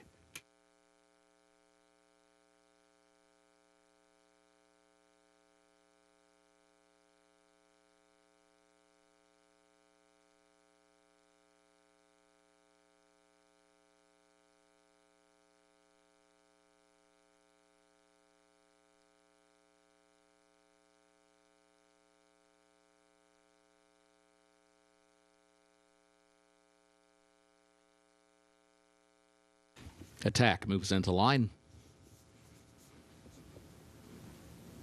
Boy, boy.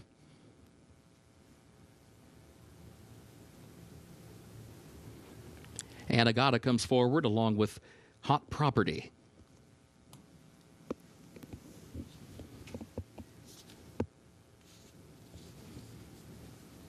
Capitol Hill will be the last one.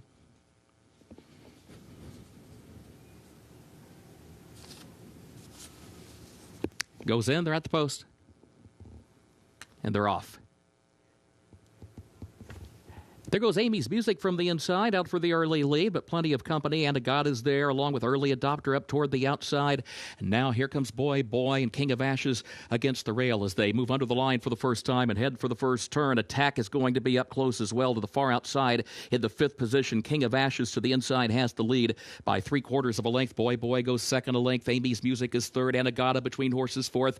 Attack is 5th up on the outside. Earn Not Given is 6th back toward the inside. Capitol Hill is going to be wide, 3 wide into the first turn. In 7th, Early Adopter between horses is in 8th position. Bulldoze is a wide 9th. Coiled back toward the inside is in 10th. Desperate Proposal is 11th, and Hot Property is last of the 12 opening quarter, 23.63 seconds. Onto the backstretch, King of Ashes against the rail leads at 3/4 of a length. Boy Boy goes second, 3/4 of a length. Attack is third to the far outside. Amy's Music is 4th back toward the inside by 3/4 of a length. Anagata 5th between horses, a half length. And then Capitol Hill, who's 6th up on the outside. Earn Not Given. And then Early Adopter between horses, running 7 lengths off the lead, flanked by Bulldoze, who's wide to the far turn. And then Coil, Desperate Proposal, Hot Property at the back, 49.05 seconds, the time for the first half mile. King of Ashes, the leader, and leads it by 3/4 of a length. Boy Boy, then Attack to the far outside. Amy's Music still 4th to the inside. And then Capitol Hill, who's still wide, again on the far turn, running some 5 lengths off the lead. Anagata between horses in 6th. Early Adopter and Bulldoze both move to the center of the course, 7 from the front. They're going to have to swing way out to the grandstand side. King of Ashes has the lead. Anagata, Capitol Hill, Attack is also there. And still, Early Adopter and Bulldoze are working, but still far back. Now, Early Adopter's in the center of the course and hitting another gear. Early Adopter coming forward in deep stretch. Early Adopter, what a rally down the lane to win for Jose Ortiz. After that, it was King of Ashes, then Anagata got third.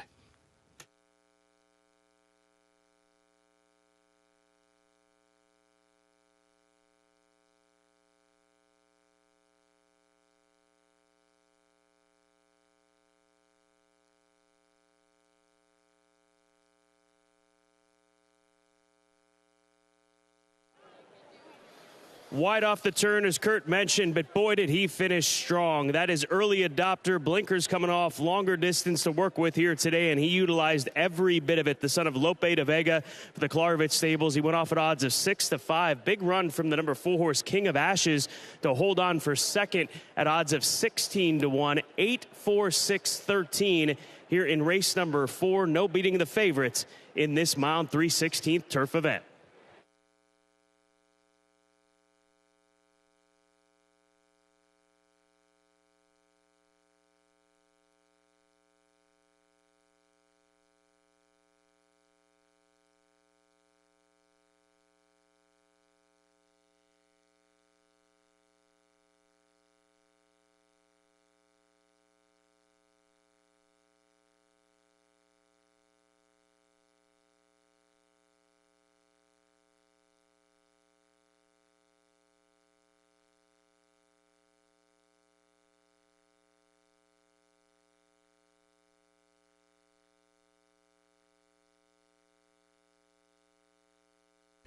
Unofficial results of Keeneland's 4th race. Number 8, Early Adopter, finished first.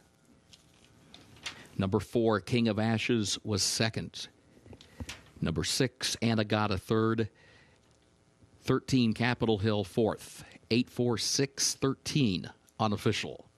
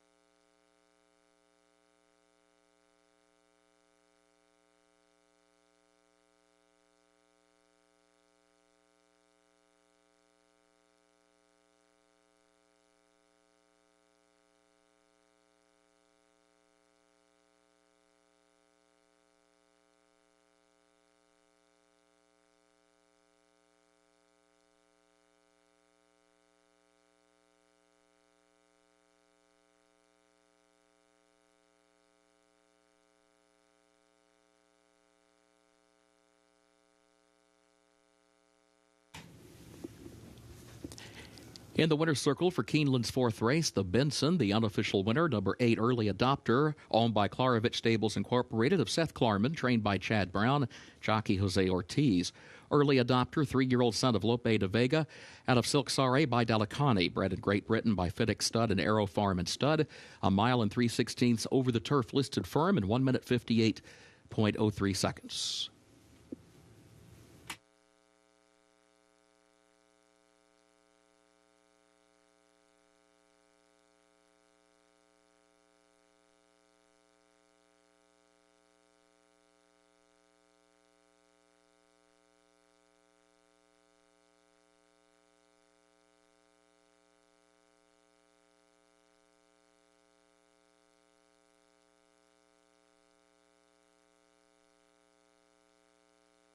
Race 4 results official. 8-4-6-13, the official results.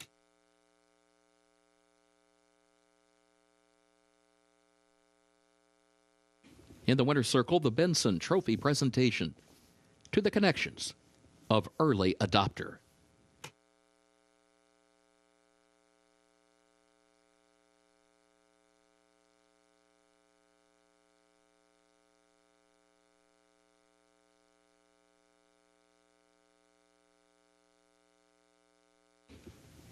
Keeneland's 5th race upcoming. The main track listed fast. Double and pick 3 wagering start of the late pick 4. A reminder in race 5, contrary to the program, number 3, Sharp Swinger, is a gelding.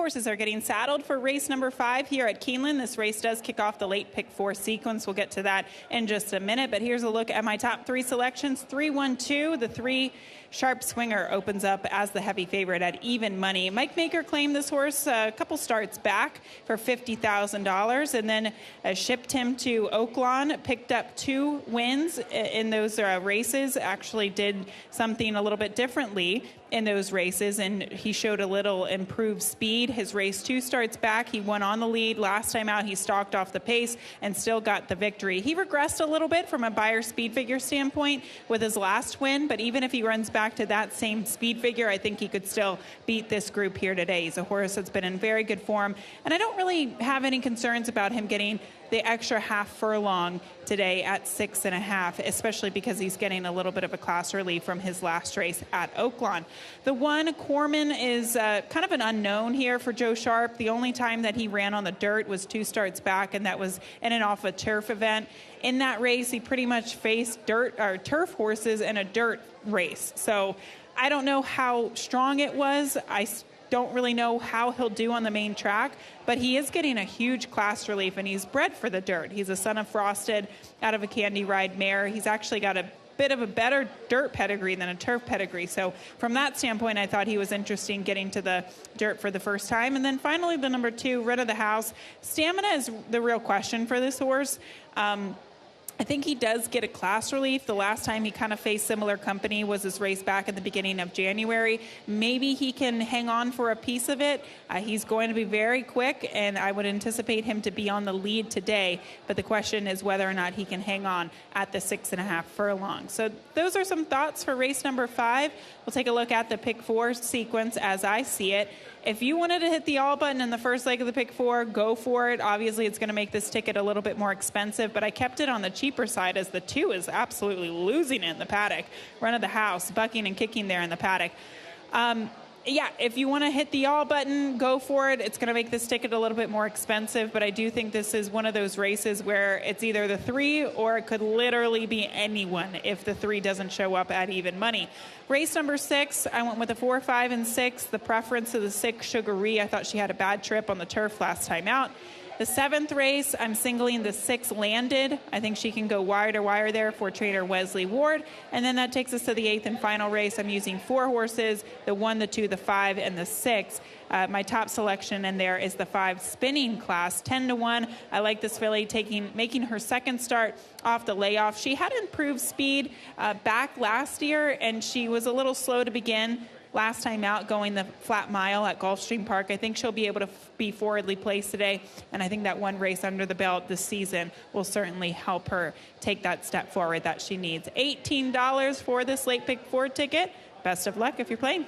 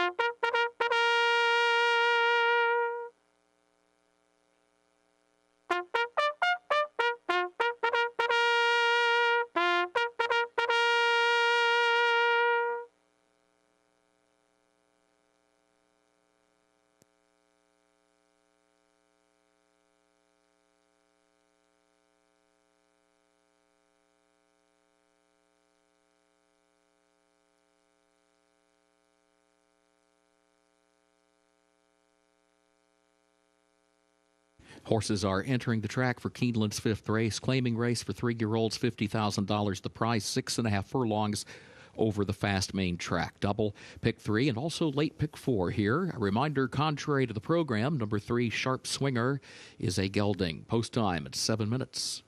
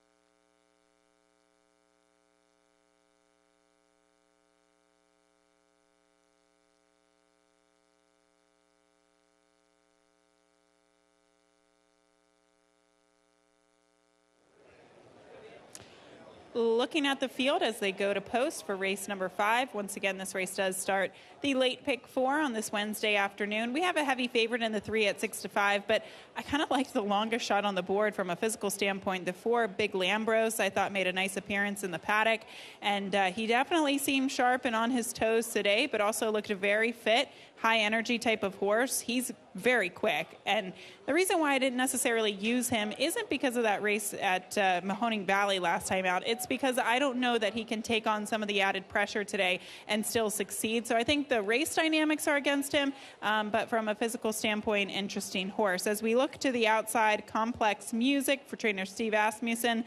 He hasn't been seen since late January. He was running at Oaklawn, at Fairgrounds, at Remington, at Horseshoe Indianapolis, even Kentucky Downs at one point. This horse is well traveled. He has been to many places. Ira Ortiz Jr. gets the mount today, and typical Steve horses looked very well turned out, but you can just see this horse's coat glistening in the sunshine today. He looked really good. Kind of a horse that's on the smaller side, but looked pretty race fit and ready to go despite coming in off that freshening. I think he could get the right type of setup to the outside as well with a patient trip and maybe that speed unfolding to his inside. He can close from off of it and get the win. He's on the board right now at 3-1, but they all have the favorite to beat. That's the 3, Sharp Swinger, coming up next in race 5.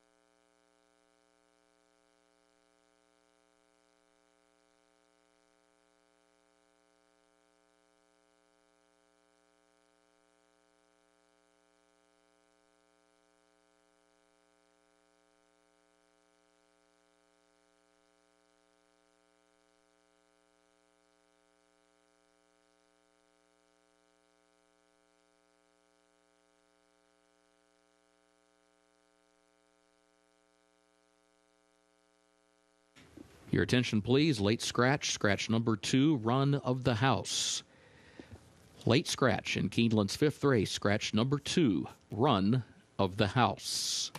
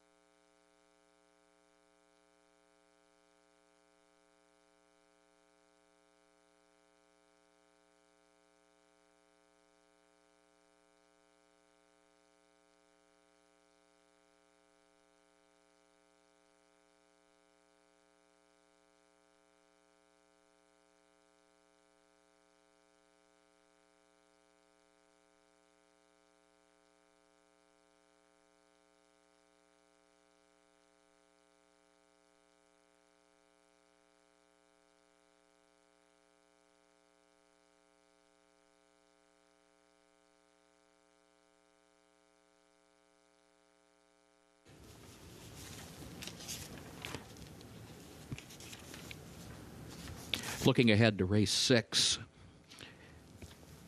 In race 6, a late jockey change on the 8 Cha-Cha-Chucka. That'll be Ben Curtis. That's Keeneland's 6th race. Number 8, Cha-Cha-Chucka. Jockey Ben Curtis. And in Keeneland's 7th race, jockey change on number 3, Musical Note, Gabriel Saez. Keeneland's 7th race, number 3, Musical Note, jockey Gabriel Saez. Horses approaching the starting gate for race 5. A reminder, in race 5, scratch the 2, run of the house.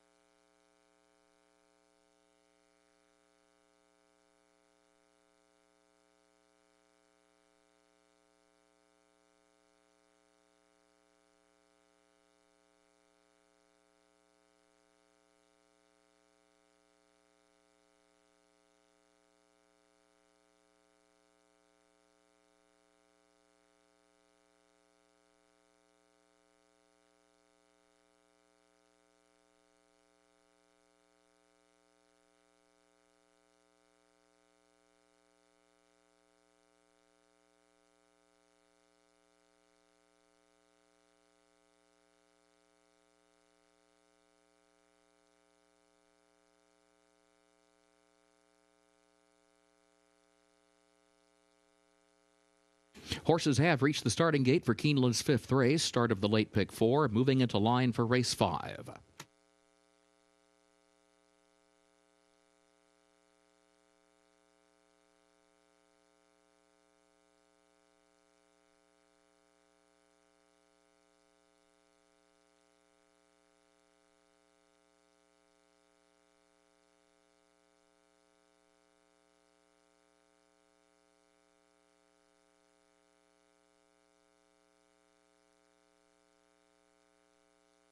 Charbonnet comes forward.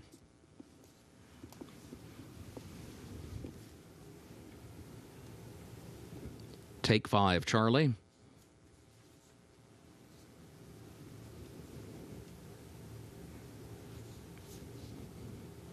Are You Looking for Ray Ray? Moves into line. Complex Music, the last one, walks up. Goes in, they're at the post. And they're off. Complex Music, Big Lambros, both have early speed. Sharp Swinger kicks in, and Corman there down toward the inside. Here comes Corman up the rail for the lead. Sharp Swinger goes second in between horses by a half length, and then Complex Music third up on the far outside. Big Lambros backs away into the 4th position. Charbonnet outward from the rail to the far turn is in 5th. Room at the rail for Take 5 Charlie, who improves 1 position from 6th and now moves up to challenge for more spots within 2 lengths of the lead. Further back, Are You Looking for Ray Ray is last. 22. 3.21 seconds the time for the opening quarter. Corman to the inside and Sharp Swinger to the outside. A half length separate the top two. Complex Music wide around the far turn. In third, 2.5 lengths off the lead. And then Take 5 Charlie, who's down to the inside in fourth position, starts looking for more running room as they move to the top of the stretch, followed by Big Lambros and Charbonnet. Are you looking for Ray far back? Corman, the leader. Sharp Swinger is second toward the outside as they turn for home. It is Corman and Sharp Swinger going at it, joined by Complex Music, and then Charbonnet far outside. Big Lambros and Take 5 Charlie both working toward the inside. Big Lambros up the rail, Charbonnet down the far outside. Sharp Swinger between that pair. It is Big Lambros 16th pole, but Charbonnet coming on. Charbonnet from the outside. It is Charbonnet and Adam Beschizza getting up to win it from Big Lambros. Charbonnet to score here at 27-1.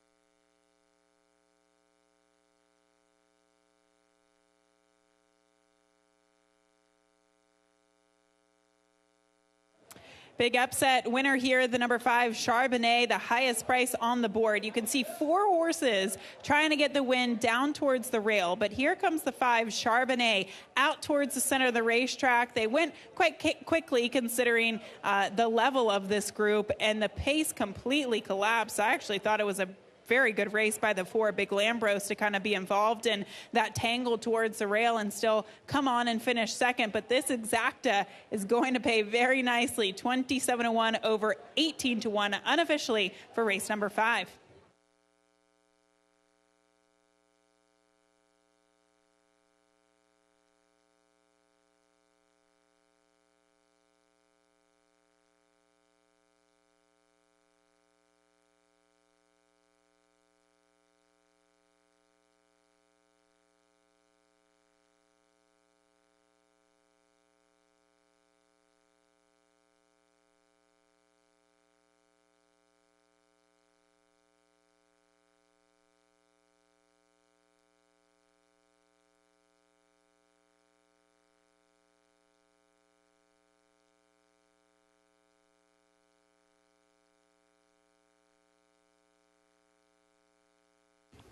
Unofficial results of Keeneland's 5th race. Number 5, Charbonnet, was first. Number 4, Big Lambros, was second. Number 3, Sharp Swinger, third. Number 6, Take 5 Charlie, fourth. 5, 4, 3, 6 unofficial.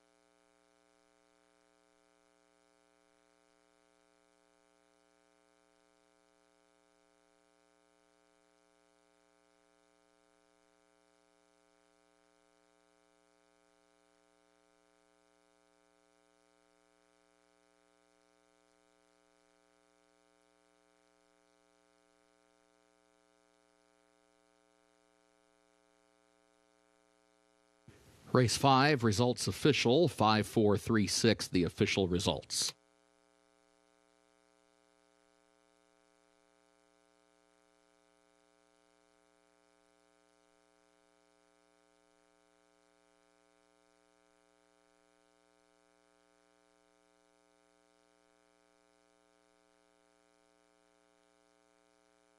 In the winner's circle for Keeneland's 5th race, the official winner, number 5, Charbonnet, owned by Crumbaugh Lane of David Thornton, trained by John Ennis, the jockey Adam Beschizza.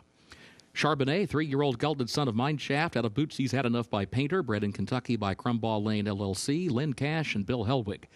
6.5 furlongs over the fast main track, 1 minute 17.92 seconds.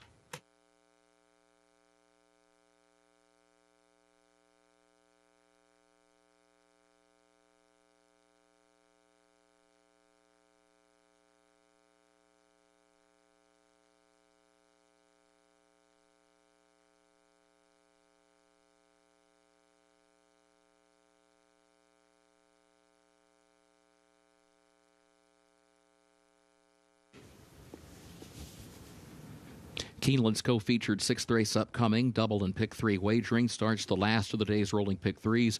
The turf is firm, the rail at 30 feet. In this sixth race, scratch the 10 Saccharin. Again, scratch number 10 Saccharin. Jockey for the 2 Missy B, Adam Beschitza. Number 2 Missy B, Adam Beschitza will be the jockey.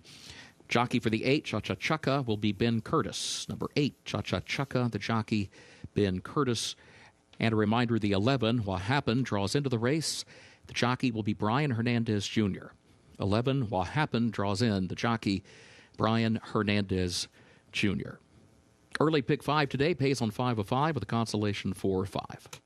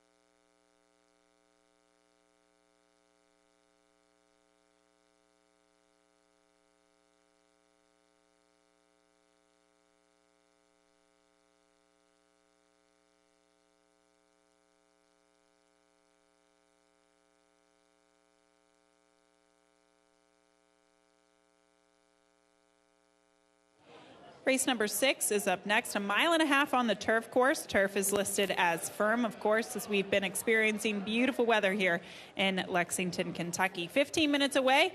I'm kind of disappointed to see that the 6 Sugaree opens up as the 9-5 favorite. This mare, she was 6-1 on the morning line. Hopefully she floats up a little bit more.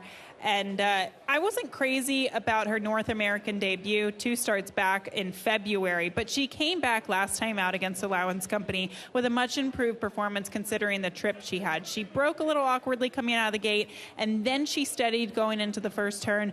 Then she kind of took a hold of the bridle, and she didn't settle in the first part of the race, and that's not what you want to happen when you're going long distances on the turf. Outside of that, pretty much from the half-mile pole to the finish line, she was incredibly wide as well. So something to consider. She had a really bad trip, and I think with a better trip, she could probably turn the tables on Tarnima, who figures to be the favorite. Right now, she's not. She's 3-1, so we'll see how these odds kind of fluctuate as we get closer to post time. The number 4, Tarnima, for Brendan Walsh, the filly that I was talking about. She comes out of the same race that she faced my top pick in at Gulfstream on the 14th of March. She had a good trip. She kind of got the jump on Sugaree that day, but she couldn't quite pass Bourbon Thief in that race. Her last race was the first time they took the blinkers off, and it was a much improved performance. I like to see that. Now her stretching back out to 1.5 miles, I think she should be in a good spot. I do appreciate the fact that she was forwardly placed in her last race despite cutting back in distance. So Tarnima, she looks tough for the Brendan Walsh barn, who obviously has been doing really well so far this meet. And then finally, the number 5, Parish Lane. Second time coming out of the Eddie Keneally barn. Talk about a hot barn. Eddie Keneally has done really well so far during the spring meeting. This is just his second start with this filly. She is making her second start off of the layoff. She stretched out to 1.5 miles on the synthetic at Turfway last time out, and she almost won that race. She had to go against a field of 12 that day. And despite all of that, I thought she ran a huge race. So coming back to the turf, where she's bred to handle it, she's definitely bred to go long distances on the turf. I think she's very interesting here at a good price at 5-1. So if you're looking for a price in this race, I would direct you to the 5, Parish Lane. But my top selection, given the bad trip last time out, is the 6, Sugaree at 2-1. Race 6 is up next. Good luck.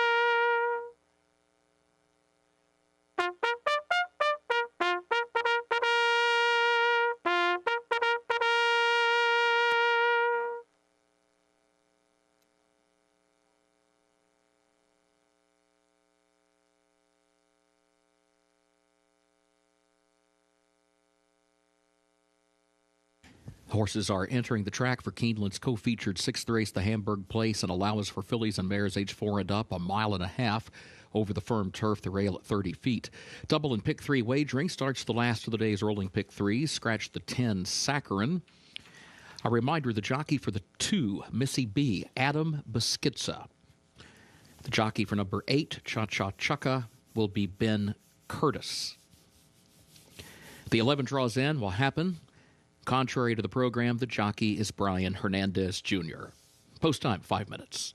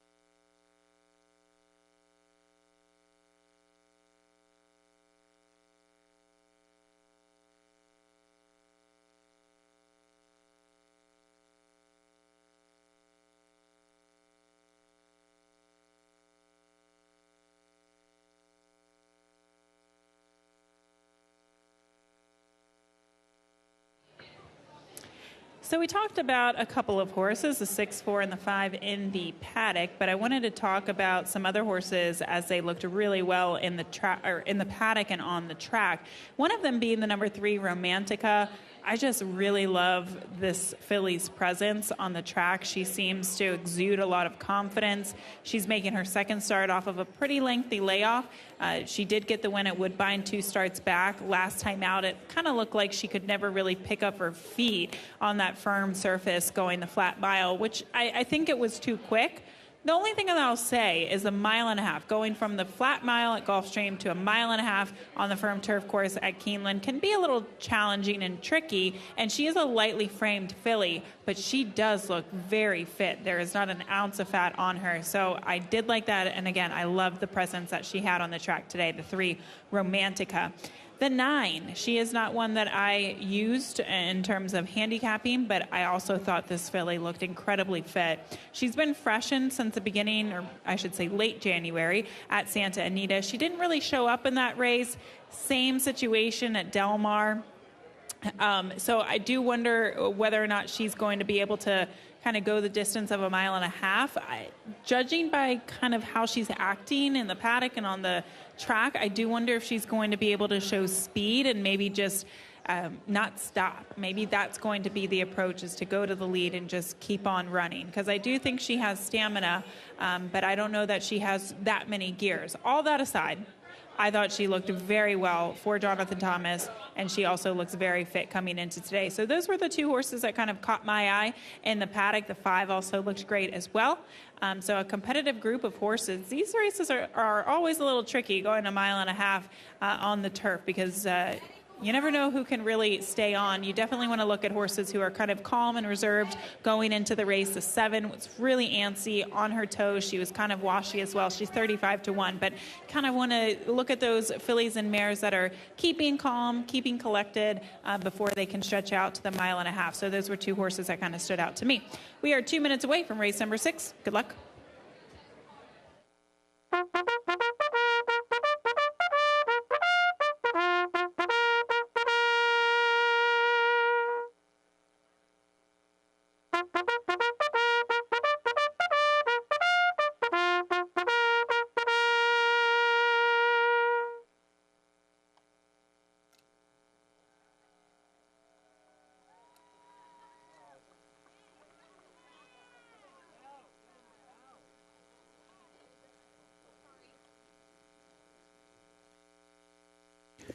Horses have reached the starting gate for Keeneland's 6th race, the Hamburg Place.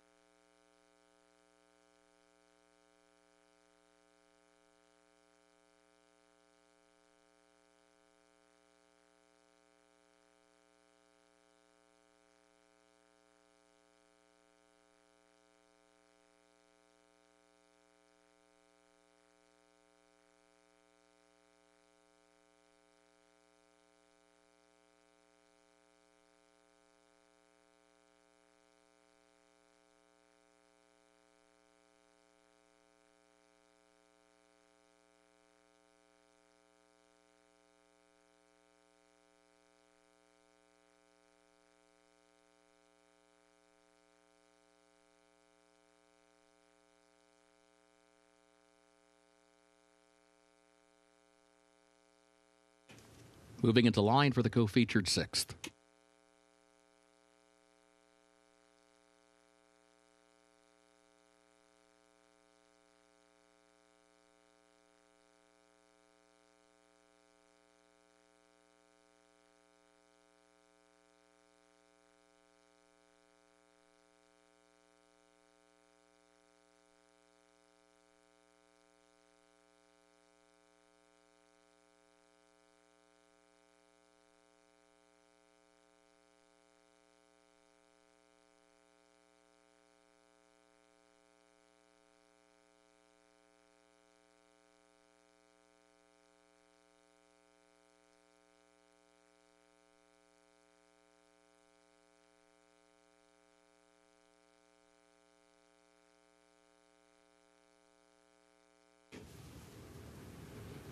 Romantica and Sacred Image coming forward. Cha-Cha-Chaka, also Tarnima. Faith Understood walks up.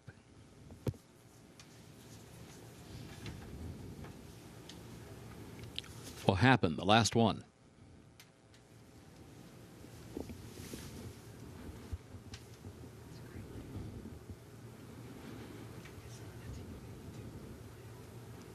Goes in, they're at the post. And they're off. Romantica comes out for the early lead. Romantica slides down next to the rail and has the early advantage by almost a full length as Tarnima goes second. Awkward move there for Purloin, who had to check back down toward the inside as some traffic lost a length or two, settles out near the back of the pack, but Romantica is the leader by a length and a half. Parrish Lane outward from the rail, a second, a half length. Tarnima goes third. Faith Understood far outside, going to be about 3 to 4 wide. In fourth, around that far turn for the first time. Sugary between horses is in fifth. Missy B is sixth. What happened is seventh upon the outside as they move to the top of the stretch for the first time. Purloin is now back in the eighth position, placed to the inside of horses just a lane off the rail, and then further back Sacred Image and Cha-Cha-Chaka, who is last, placed toward the outside, 8 lengths from the lead. It was 25.72 seconds for the opening quarter. It is Romantica with the lead and Parrish Lane in second. 3/4 of a length separate the top two. Then Tarnima back to the inside. Faith Understood moves up fourth to the far outside. A circuit to go. Sugary is between horses fifth. It was 52.03 seconds for that first half mile. Romantica dictating the pace here. Romantica continues to lead as they move through the second of 3 turns. Parrish Lane is still toward the outside. In second, a length off the leader. Tarnima is down toward the inside in third, 3/4 of a length. Faith Understood, then Sugary fifth in between horses, just over 3 lengths from the front. Purloin takes to the outside. What happened is on her outside. That pair just over 5 lengths off the lead. Missy B, then Sacred Image. Cha-Cha-Chaka is last as they reach the midpoint of the back stretch. Romantica continues to lead. Romantica shows the way here. Parrish Lane still just off her flank in second by 3/4 of a length. Tarnima still there third to the inside by a half length. Then Faith Understood. Sugary is fifth in between horses, 3 lengths from the front as they move on to the final turn. Romantica still the leader. It is Romantica, Parrish Lane, Tarnima, Sugary between horses. Faith Understood, who's wide on the turn, in fifth and running 3 from the front.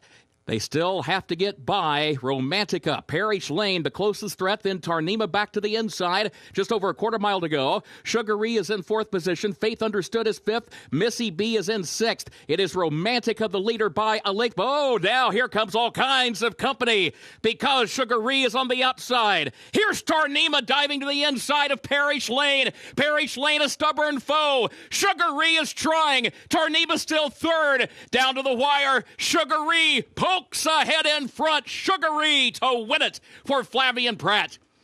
Valiant effort, but runner-up nonetheless for Parrish Lane. Tarnima across the wire in third, and Missy B was home in fourth.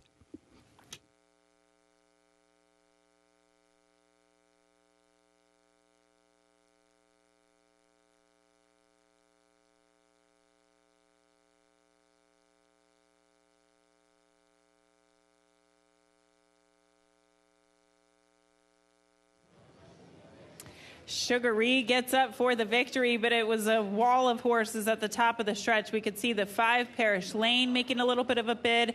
The 4, Tarnima, having a troubled trip in behind horses. She could not find any ground or space, I should say, to come through. She checks late here behind the 5. I would imagine we're going to be looking at that, but the 6 kind of looked like she was out in the clear. She was, so it gets tight there for the 4. So obviously this is unofficial 6, 5, 4, 2 across the finish line for race 6.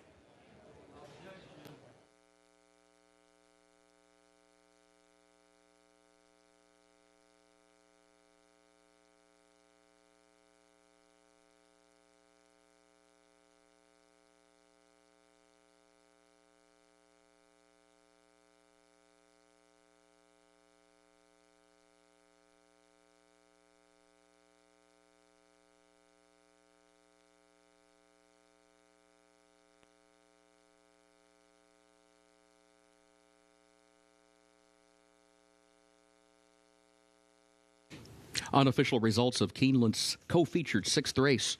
Number 6, Sugaree, was first. Number 5, Parish Lane, was second. Number 4, Tarnima, third. And the 2, Missy B, was fourth. 6, 5, 4, 2, unofficial.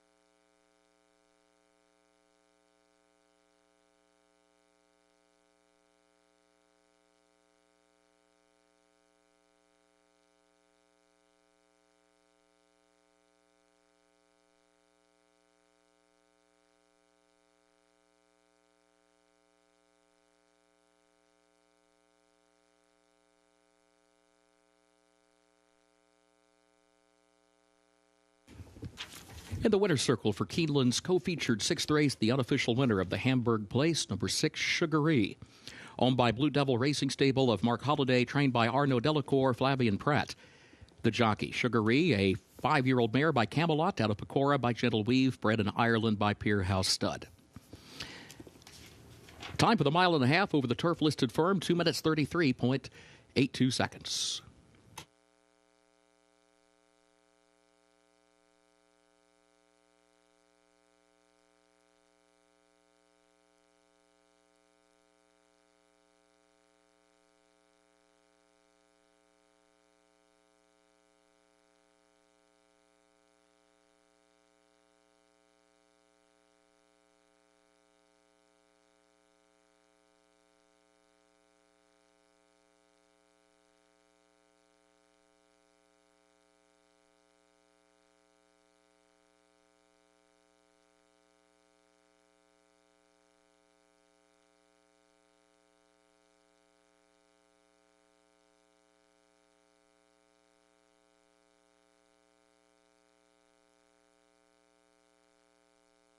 In the winner's circle, the Hamburg Place Trophy presentation to the connections of Sugaree.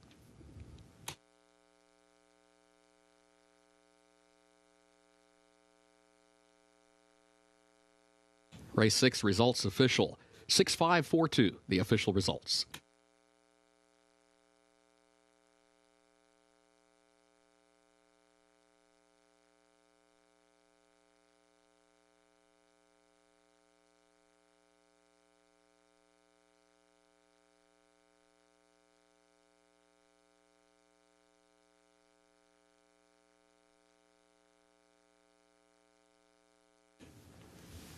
Keeneland's co-featured 7th race upcoming. The main track is listed fast. Race 7 will finish in the short stretch at the first wire. Jockey for number 3, Musical Note, Gabriel Saez. 3, Musical Note, jockey Gabriel Saez. Race 7 starts the last of the day's rolling doubles.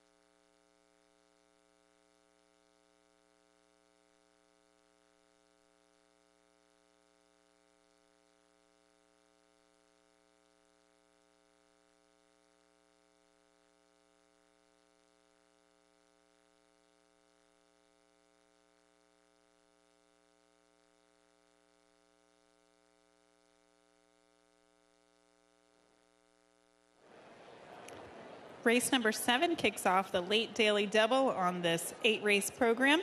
And we're taking a look at the number 6 Landed here for trainer Wesley Ward. She's pretty admirable. When you look at her form, she's raced 8 times. She's won 5 of them. She has won at distances of 7 furlongs all the way up to 9 furlongs. Now, many of her races have been going against straight New York breds. Obviously, today she's going against Open Company. She's faced Open Company in the past. In fact, when she ran here during the spring meet last year, she went 1 mile and a 16th. She managed to make the lead and go wire to wire against Open Allowance Company that day. So she really can do it all. She can obviously be competitive against New York Bred Stakes Company. She can face Open Allowance Company, and she definitely has speed that can carry from 7 furlongs to 9 furlongs. I don't see anybody as fast as she is to set the tempo early. I think she makes the lead, and hopefully nobody can catch her. Now, at this distance on the main track, we say it time and time again, you want to have a forward position because of the short stretch, the first wire finish, and I think that gives her a distinct advantage given her speed. The one Chilled comes out of a race last time out, actually on the 6th of April. We've already seen her compete at this race, or at this race meet, I should say. She technically, she crossed the finish line first, and then she was disqualified and placed second in that event. And I do think that was the right call. She interfered with Serene Seraph, the second place finisher there. She was kind of rallying out towards the center of the racetrack, and Chilled came out and met her and kind of cut her off. So I do think that that was the right call. Now, Vicki Oliver wheels her back. We spoke to Vicki Oliver on our Today at Keeneland show earlier. Tom Leach got some words from her, and she said that she is better suited to 2 turns on the dirt. So this race, obviously 2 turns, mile and a 16th. The only other race that was coming up at Churchill was the 1-turn mile, and she didn't think that this filly really suits the 1-turn mile at Churchill. So that's why she reels back off of quick rest. I would have to agree with Vicki in that this filly is much better at a mile and a 16th. And she did show a little bit more speed last time out, but I think that was because of the slop. She likes the slop. Now she gets back to a fast main track, which I don't know if this helps or hurts her, but I definitely think she was kind of in the right place at the right time last time out with that race coming off the turf, coming up a little bit easier. This seems like a stiffer test for her at the 2 other than allowance level. And then the 5, Little Jamie, first time for trainer Nacho Correas. I was giving this filly a little bit of a look, 4-1 on her. She's gone against some decent horses in the past, including the likes of Chilled. She actually had to face Chilled on a wet track, and I think that Chilled obviously is better on a wet track. Little Jamie, I don't think it really helps her. I don't think it hurts her, but I think she's one that could maybe turn the tables on a horse like Chilled in here on a fast main track. The issue with her is whether or not she'll be able to get a forward position. I don't think she's as fast as the 6 Landed, but she's capable of sitting close trips sometimes when they go a little bit slower. So it really will be up to how kind of she's been trained and freshened into this spot, and also the tactic that Jose Ortiz decides to take today, who will be aboard her. She is at odds of 9-2. We'll take a closer look at this field as they go to post. Race number 7 coming up next to kick off the late double. Good luck.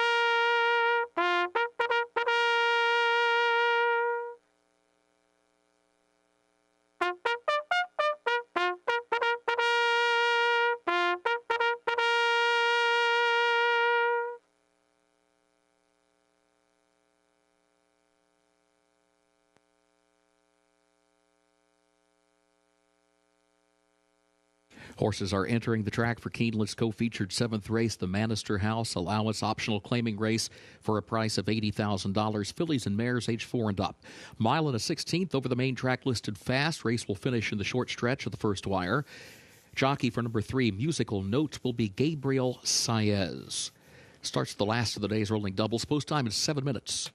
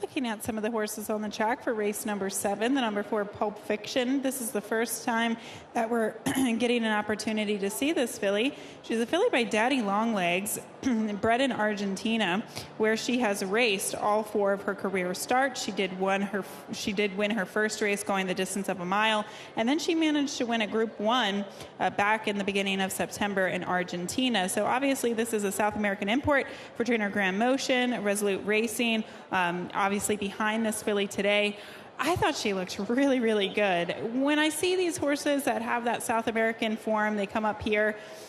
We have kind of some trainers that have done it really successfully. Obviously, Nacho Correas being one of them, Grand Motion. He gets these imports from all across the world, including more recently places like South Africa, and he does very, very well with them. He does well with conditioning them to kind of fire their best off of these layoffs and also kind of getting them to acclimate here to North America. I really like the presence of this filly. She also looks really fit. You can see her good muscle definition in her shoulder and behind the saddle.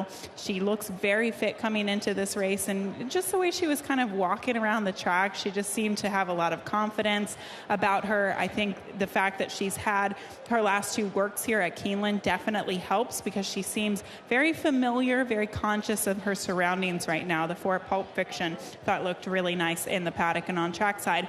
The number 7 Indy Label. Maybe a long shot that you want to throw into the mix at 9-1. She was getting a little bit warm, but it is a hot day. We went from like 50 degrees a couple days ago to near 80 degrees today. Obviously, it's a very warm day here at Keeneland.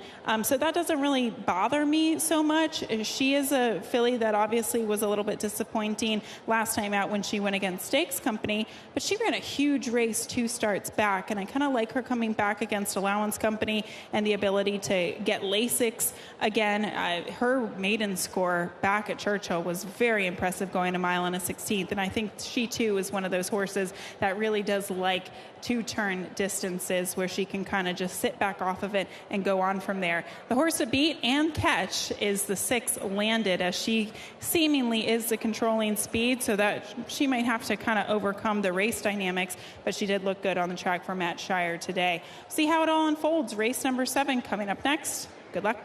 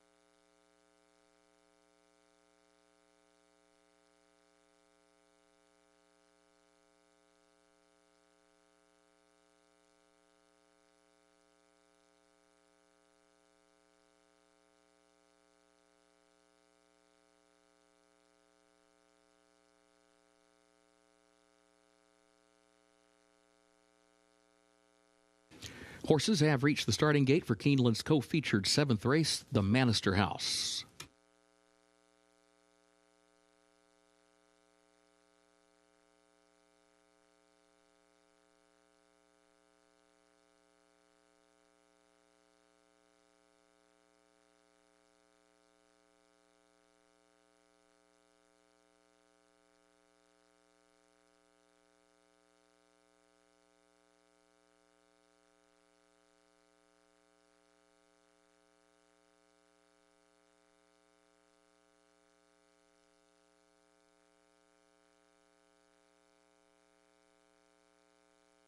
Moving into line, race 7.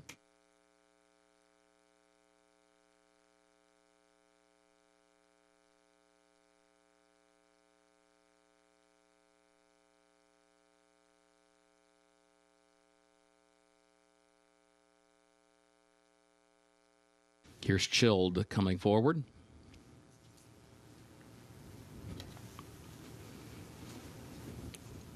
Cat's Cave. Musical note. Pulp Fiction. Little Jamie walks up. 2 more to load.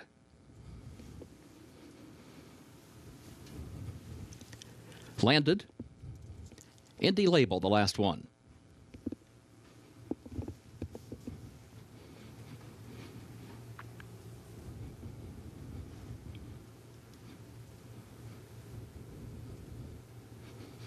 Goes in, first wire at the post. And they're off. There's Chilled from the inside, but here's Landed from the outside, and Cat's Cave in between that pair, and these 3 come forward as they head for the first turn. Cat's Cave in between horses will have a narrow lead. Landed right there to the outside in second. Chilled will hug the rail around the first turn in that 3rd position. Musical note is alongside in 4th. Pulp Fiction is between horses, 3 wide around the first turn, moving up now into the 5th position. Further back, Indy Label is also out with the rail in 6th spot and is followed closely by Little Jamie, last of the 7. 23.68 seconds was the time for the opening quarter. Cat's Cave is the leader. Cat's Cave against the rail on the backstretch, leads it by just 1 length. Landed toward the outside second, 3/4 of a length. Chilled is third to the inside, a half length. Pulp Fiction travels to the far outside in 4th. Musical note between horses 5th. Little Jamie back toward the inside is in 6th as they head for the far turn.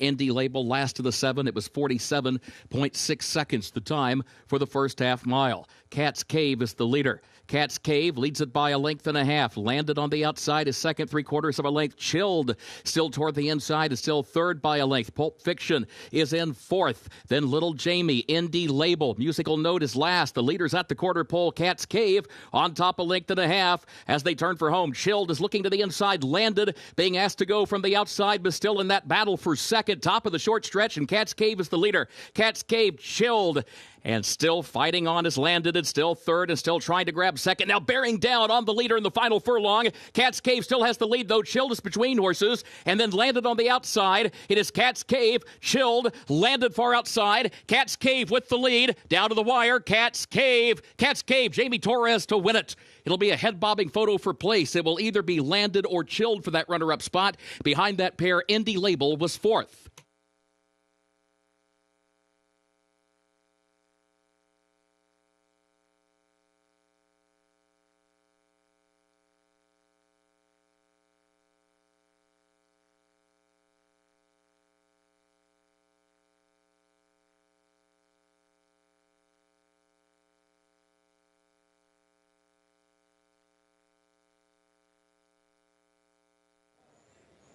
Well, it's always important to have a forward position at the mile and a 16th here at Keeneland on the main track, and Cat's Cave did establish that early lead, and we could see the number 1 and the 6 try to fight and go past her, but they just couldn't quite do it after those fractions. The 2, Cat's Cave, takes the field gate to wire, and a really nice, confident ride by Jamie Torres, getting the victory for trainer Michael Tomlinson off of the layoff at a nice price, 10-1.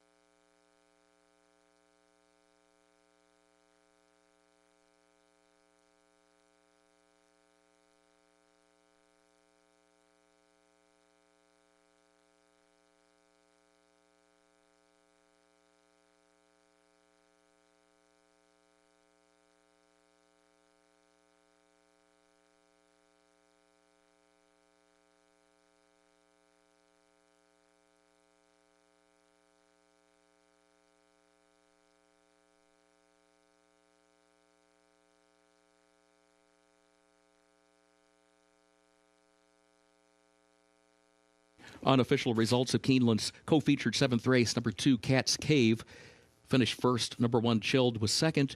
Number 6, Landed, was third. And number 7, Indie Label, was fourth. 2-1-6-7 unofficial.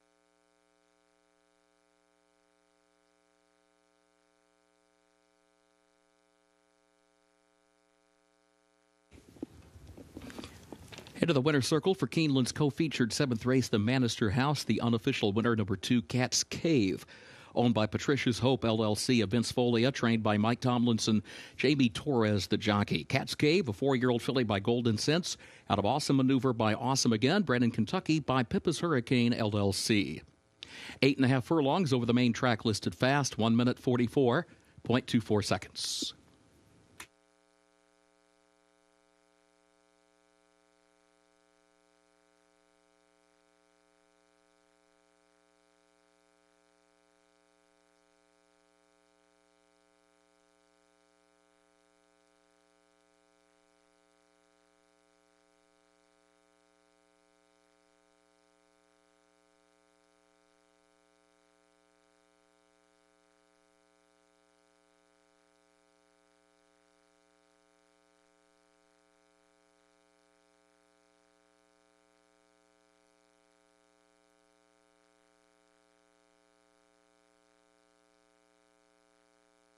In the winner's circle, the Manister House Trophy presentation to the connections of Cat's Cave. And the results are official. 2167, the official results.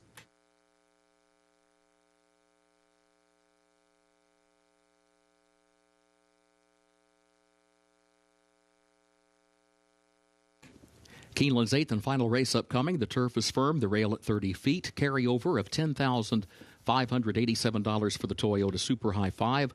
Scratch number 3, High Shot. Also scratch the 4, Swift Tees. Scratch the 7, Glamorama.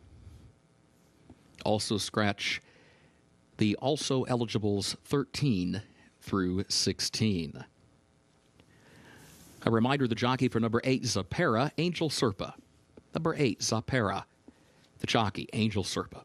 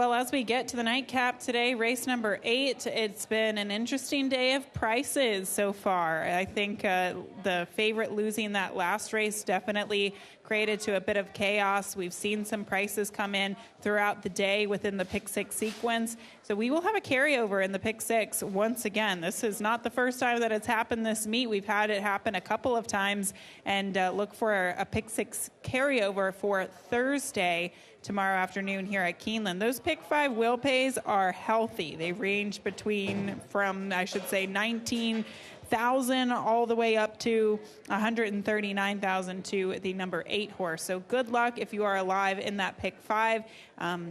It's paying really well, that's for sure. All right, the 5 horse spinning class. This is going to be the top play for me for trainer Shug McGahee. So she went against the likes of Just So Pretty last time out. Just So Pretty is your 5-2 favorite.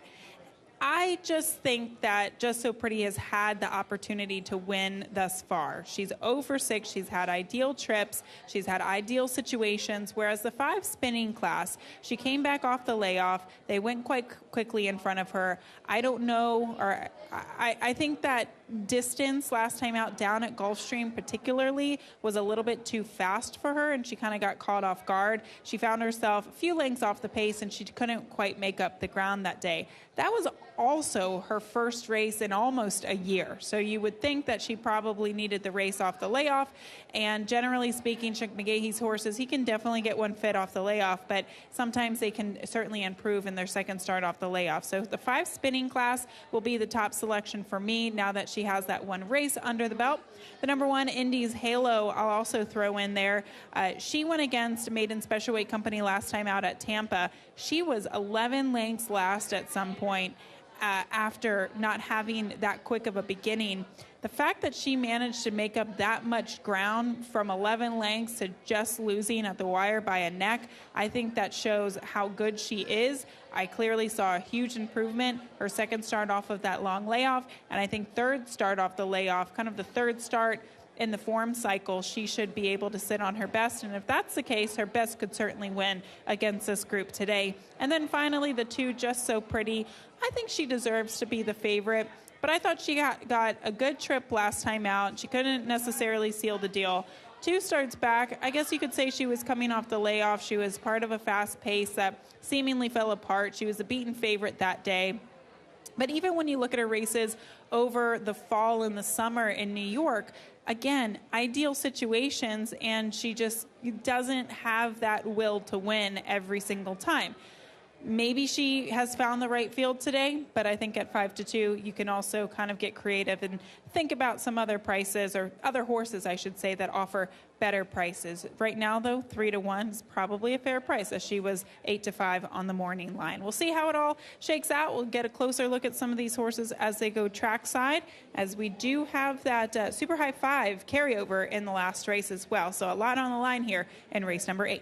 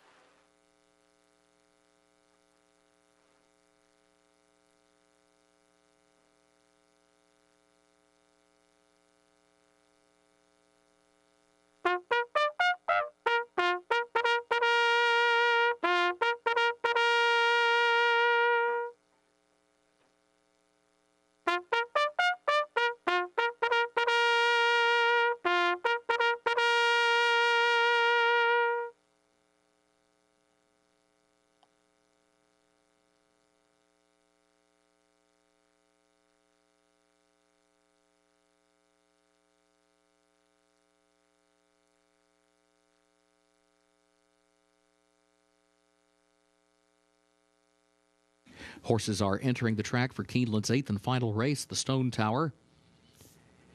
Maiden special weight, fillies and mares age 3 and up, 1 mile over the firm turf rail at 30 feet. Carry over $10,587 for the Toyota Super High 5. Scratch number 3, High Shot.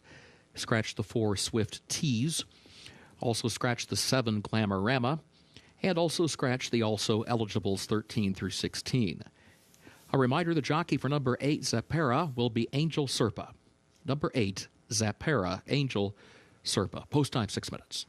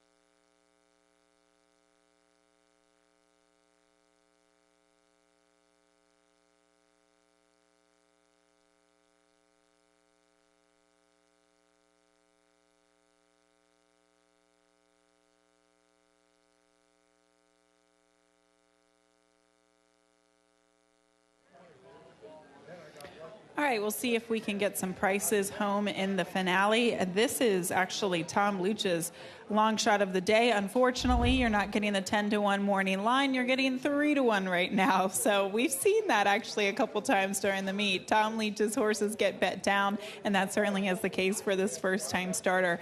Jimmy Toner has sent a handful of horses here to Keeneland and hasn't managed to get into the win column just yet.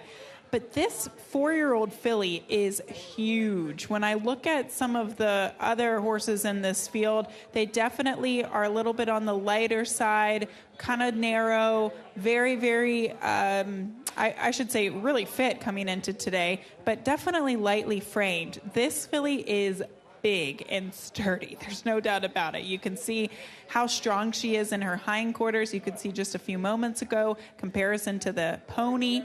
If she gets next to another filly, you can really see how big this filly actually is. So I can understand what took them kind of they took a patient approach with this filly. She's only debuting now as a 4-year-old, but she has got a beautiful pedigree, of course, from that Joseph Allen line there. Obviously, he is the owner and the breeder of this Uncle Mo filly out of War Flag. So a very nice pedigree here, and she has some confidence about her. I do wonder if she's 100% cranked and ready to go today, but I think the presence of Irad really speaks a lot, really says a lot, I should say, and Jimmy Toner can certainly get a horse to get ready and win first time out. But a lovely looking filly, very big in size.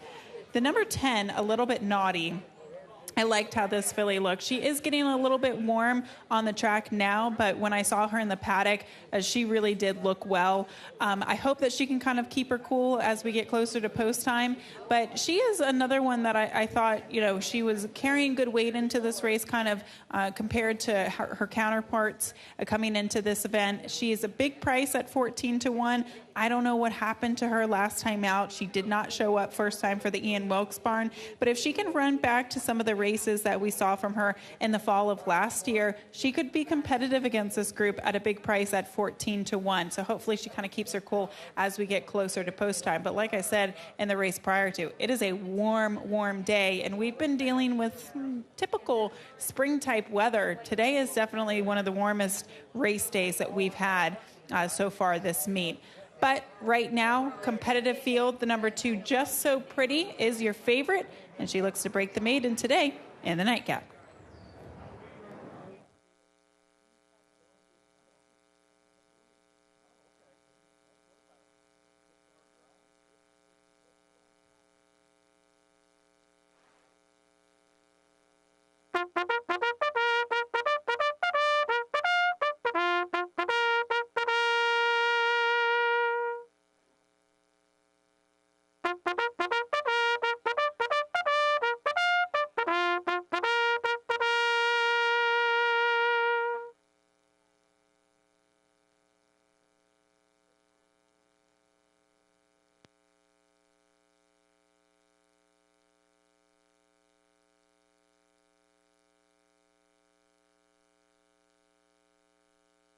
Horses have reached the starting gate for Keeneland's 8th and final race, the Stone Tower.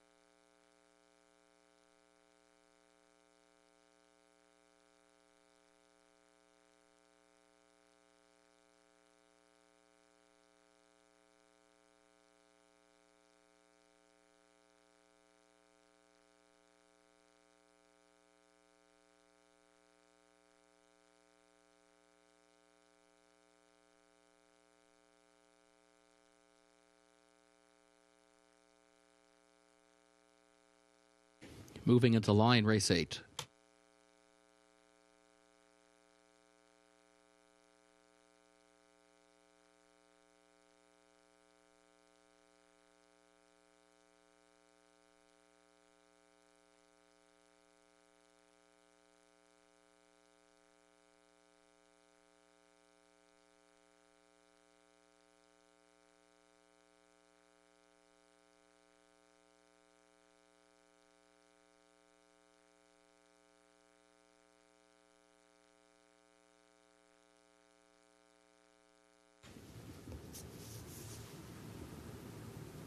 Spinning Class and Love Song come forward.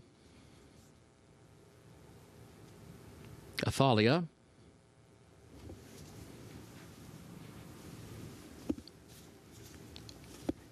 Lady Mize, the last one. Goes in, they're at the post, and they're off. There goes Athalia out for the lead. Just So Pretty right there to her inside, but Athalia will be the early leader. Just So Pretty, then Spinning Class in third. Mildred Pierce is away, running in the fourth position. Lady Mize to the far outside is in fifth. Zapera back toward the inside is in sixth. Indy's Halo is in seventh. A Little Bit Naughty is eighth, and Love Song ninth against the rail. 7 lengths off the early lead as they move around the first turn. Athalia, the leader against the rail, leads it by 3/4 of a length. Just So Pretty goes second, 1.5 lengths, and then Spinning Class is in in third as they move off the first turn. The opening quarter, 23.95 seconds. Mildred Pierce between horses fourth, 3 lengths off the lead. Zapera fifth toward her inside by 3/4 of a length. And then Lady Mize, Indy's Halo, followed by a little bit naughty. Love Song at the back. They've reached the midpoint of the backstretch. Athalia is the leader. She leads it here by just over a length. Just So Pretty goes second in between horses. Zapera to the inside, Spinning Class to the outside. Mildred Pearson fifth is 3.5 lengths off the lead. It was 49.11 seconds the time for the first half mile. On to the far turn, Athalia the leader. Just So Pretty now inches forward toward the outside. A half length separates the top two. Spinning Class a wide third. Zapera fourth back toward the inside. Mildred Pierce is in fifth. Lady Mize is sixth. Love Song is seventh. And then Indy's Halo swings wide in eighth as they turn for home. Just So Pretty, Athalia side by side for the lead. Then a gap of 3 more lengths back to Indy's Halo, who's running down the outside, but still some 4 from the front now as the lead pair to the final furlong, and Mildred Pierce tries to get going from fourth. Indy's Halo coming after Just So Pretty. Just So Pretty's got the lead. Indy's Halo is in second position. Love Song is running late. Just So Pretty, Indy's Halo. Indy's Halo gets up to win it by a neck on the line for Luis Saez.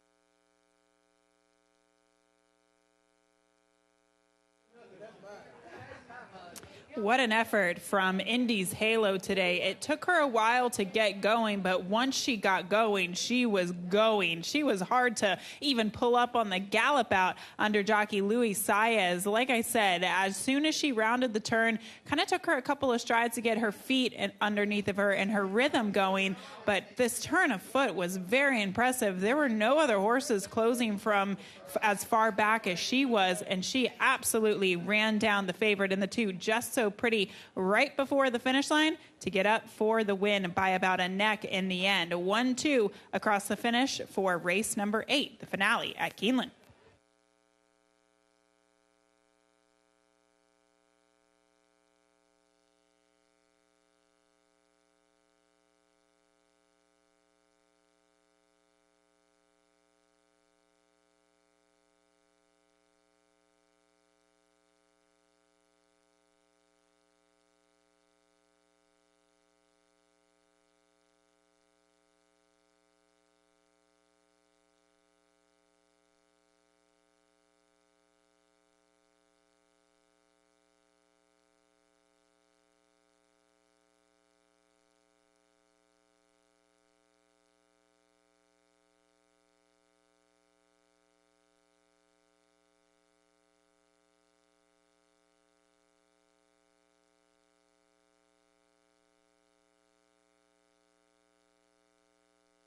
Unofficial results of Keeneland's 8th race. Number 1, Indy's Halo first.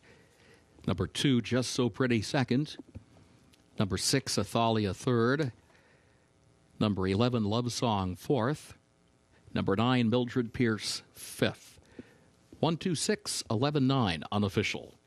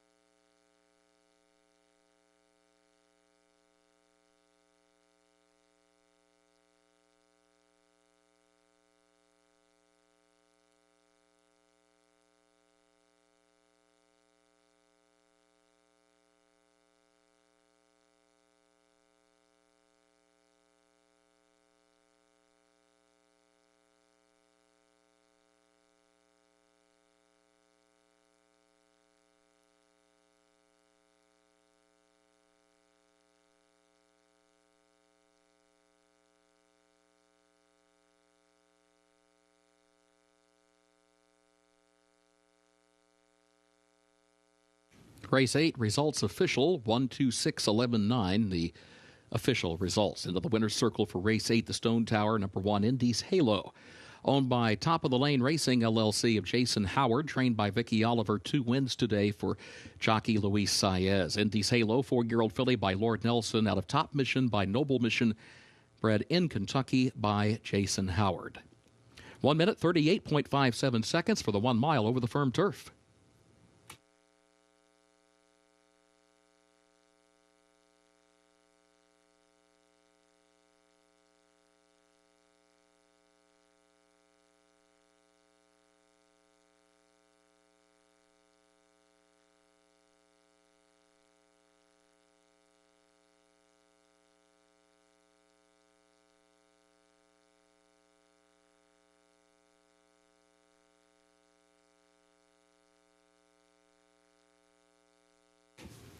Five of 6 on the pick 6 today. That makes for a carryover of $25,217 for the pick 6. Late pick 5 pays on 5 of 5 with a consolation 4 of 5. No carryover for the Toyota Super High 5. But again, there will be a $25,000 pick 6 carryover when live racing resumes here tomorrow at 1 p.m. Eastern.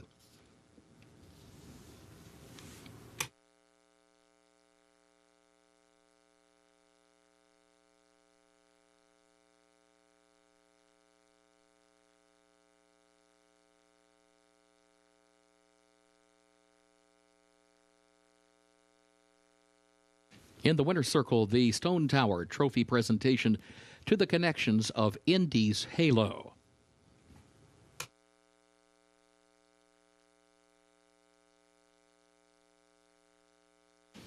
The sports bar and mezzanine bar remain open for simulcasting for another 10 minutes. You may advance wager any races occurring after that time. For now, on behalf of Keeneland, thank you and good evening.